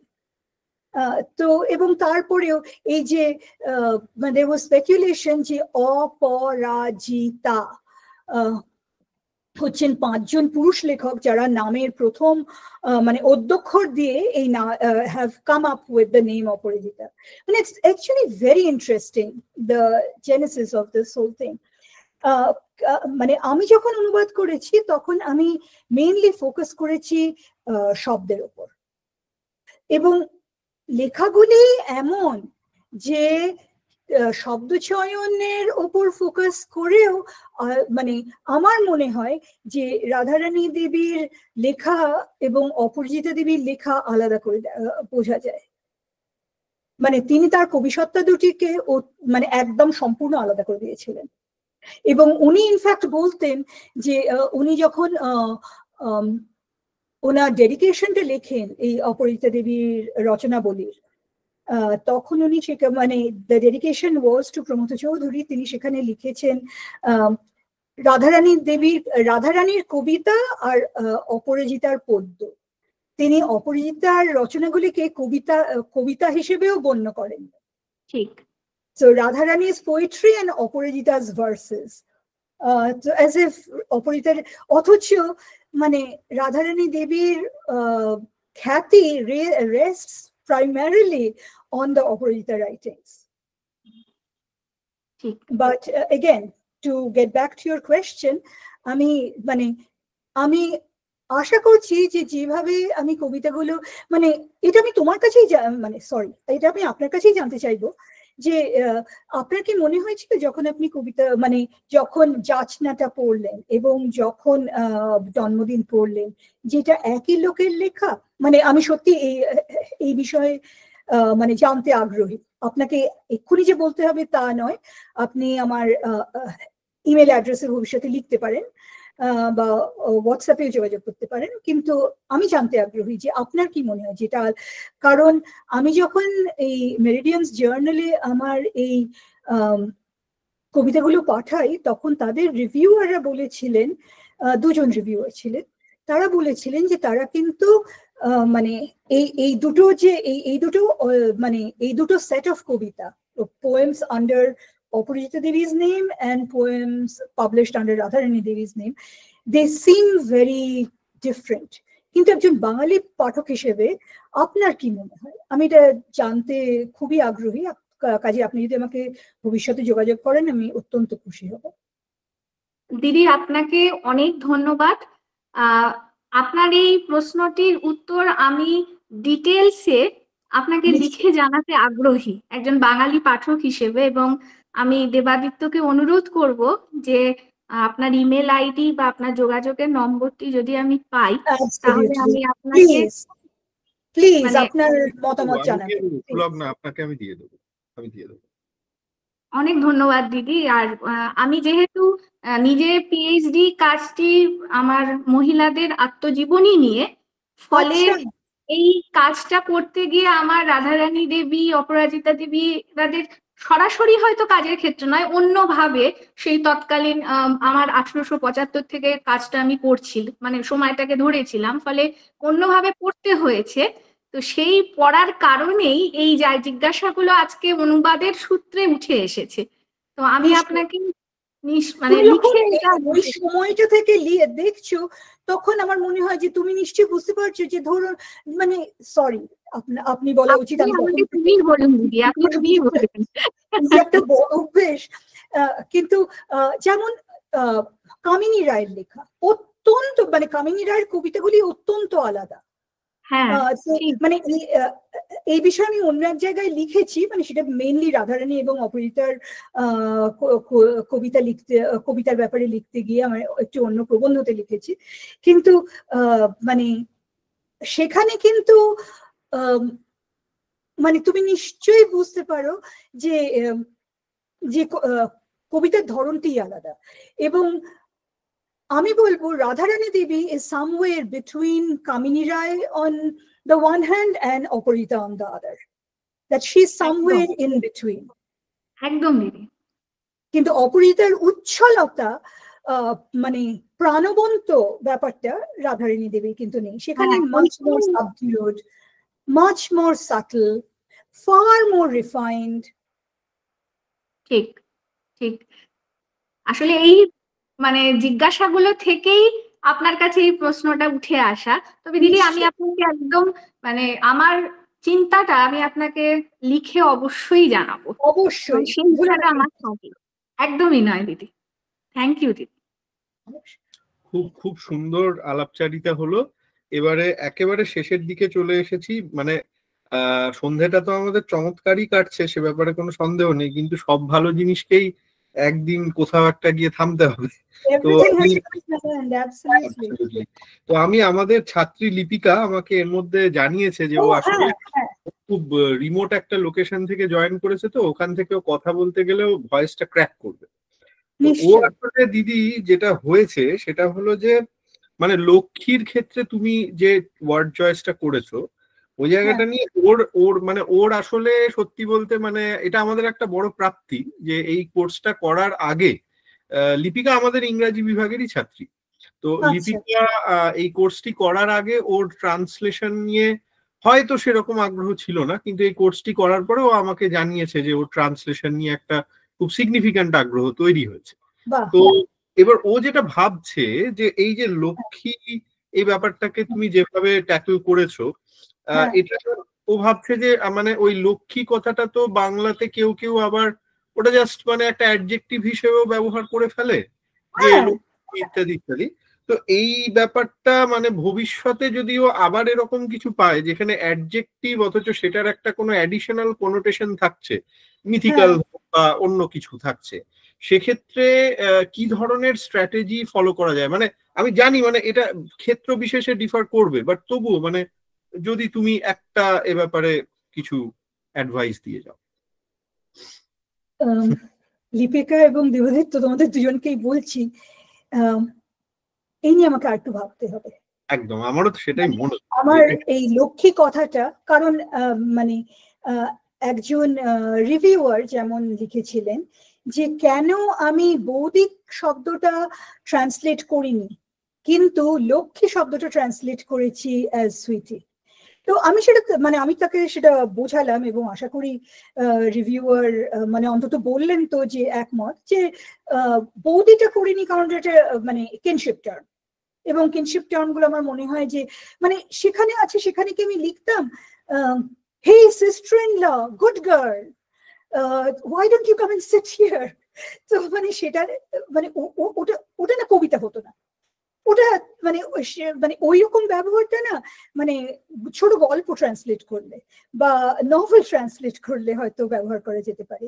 তো সেই জন্য আমি এইভাবে রেখেছি। কিন্তু সত্যি এর মানে এই ঠিক মানে লিপিকা ঠিকই বলেছে যে মানে অ্যাডজেক্টিভ হিসেবে লক্ষ্মী, যে যেমন এই তো লক্ষ্মী মেয়ে, সেখানেই তো এটা অ্যাডজেক্টিভ হিসেবে, কারণ আমরা তো লক্ষ্মী মেয়ে মানে গুড গার্ল হিসেবে বলি, কিন্তু লক্ষ্মীটি কথাটি মানে বা অ্যাকচুয়ালি এখানে লক্ষ্মী কথাটা মানে কিভাবে ব্যবহার করা যেতে পারে আমাকে সত্যি নিয়ে আরো চিন্তা ভাবনা করতে হবে।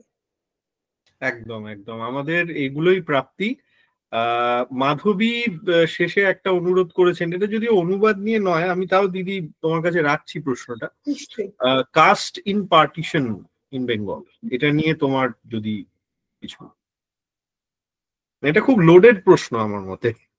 দেখো আমি কিন্তু কাস্ট নিয়ে মানে আমি জ্যোতির্ময় দেবীর একটা গল্প যে গল্পটারও নাম এপার গঙ্গা ওপার গঙ্গা, কিন্তু সেটা ছোট গল্প, সেখানে কাস্ট ব্যাপারটা রয়েছে, কিন্তু মানে কাস্ট নিয়ে কিন্তু না আমি কাজ করে মানে আমি মনে হয় না যে I am the right person to talk about it.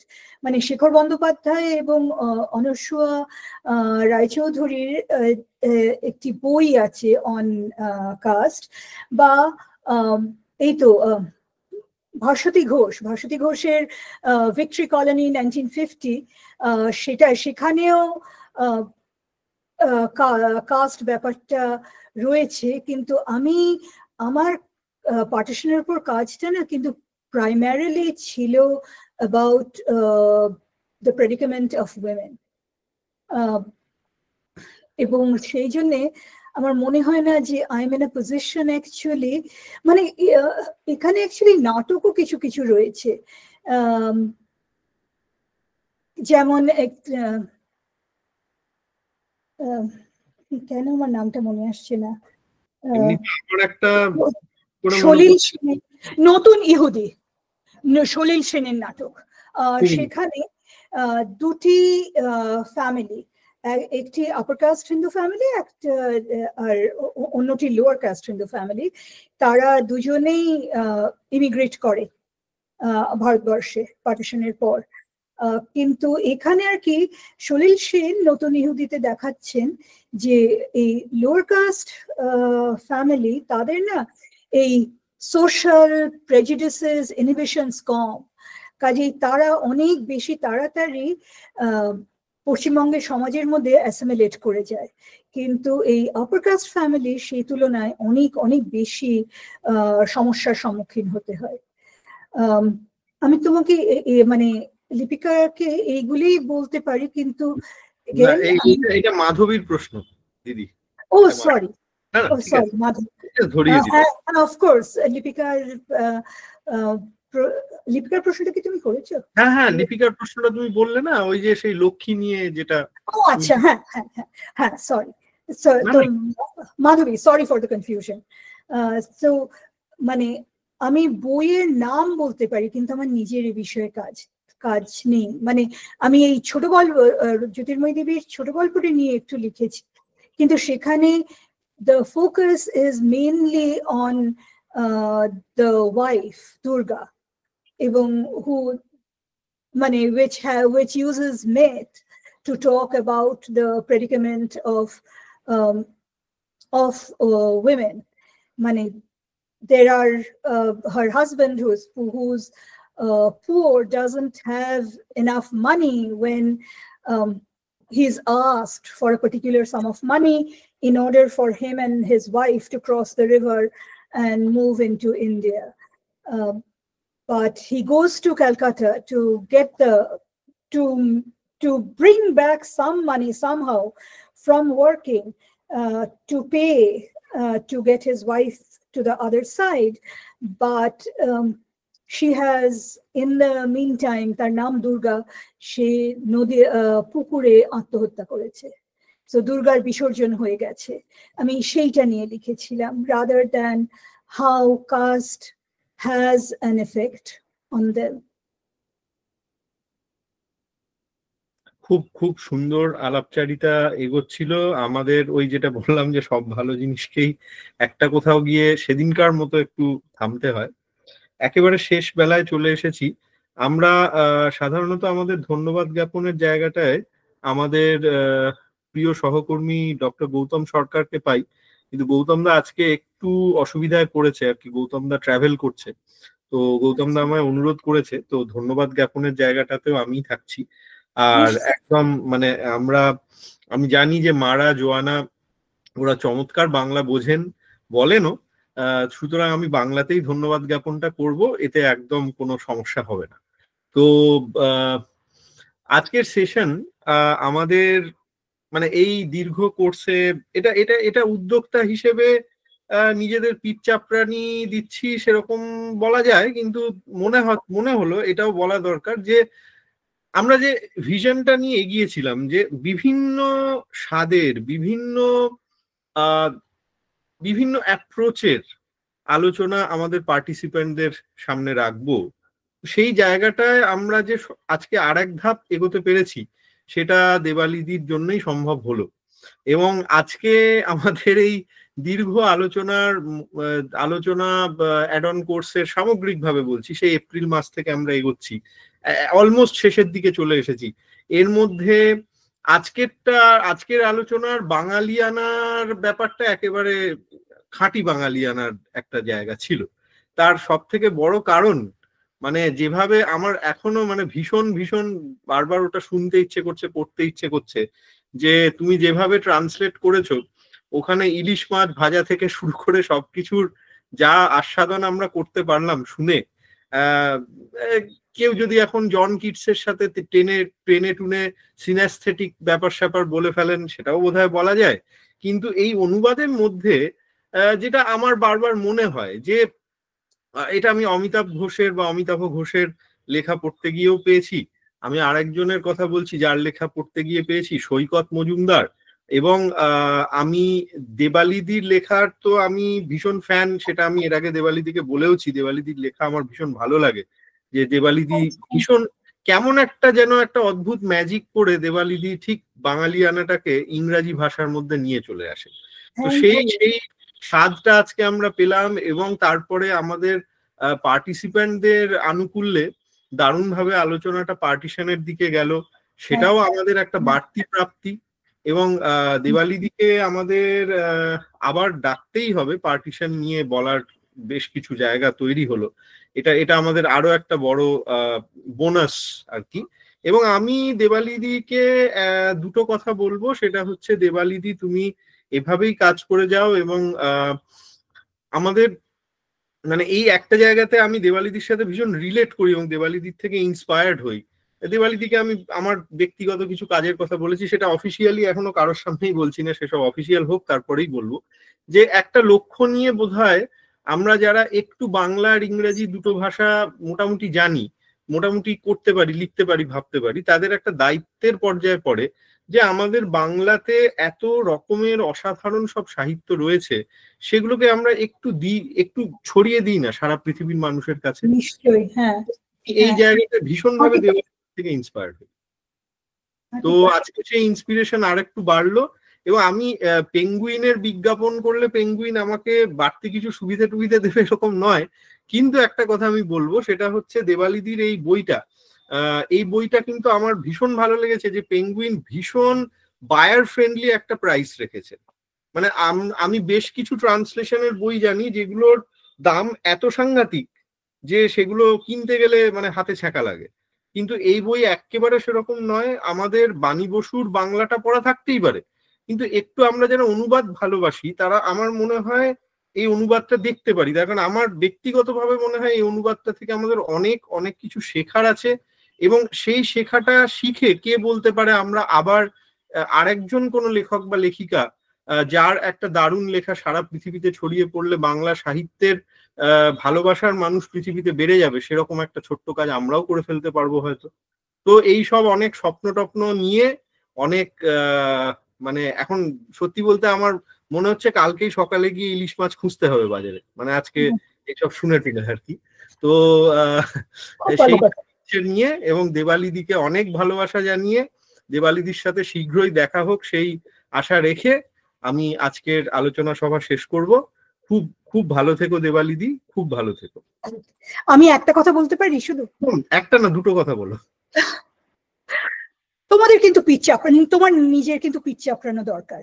আমি তোমাদের এই অ্যাড অন কোর্সের কয়েকটা লেকচার শুনলাম, সব শোনা সম্ভব হয়নি, কয়েকটা শুনেছি। তোমাদের কিন্তু নিজেদের পিচ চাপড়ানো দরকার, এবং তোমাদের কলেজের ছাত্রছাত্রীরা মানে অত্যন্ত লাকি, খুবই ভালো, মানে তোমরা যে কাজটা করছো খুবই ভালো চলছে।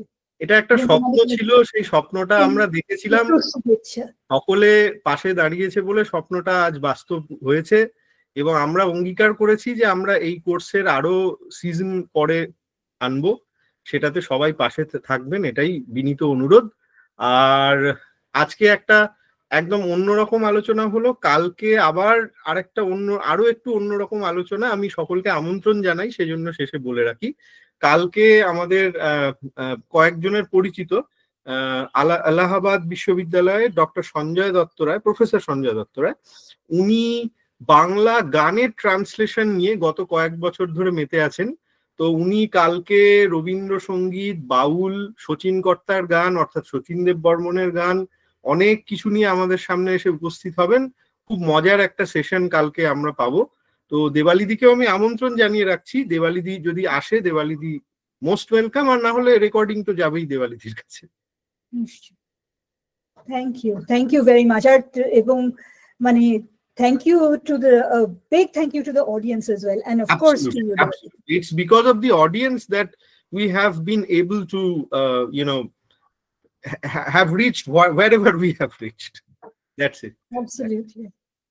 Thank you সকলকে থ্যাংক ইউ। কালকে আবার দেখা হচ্ছে, ভালো থাকবেন সবাই।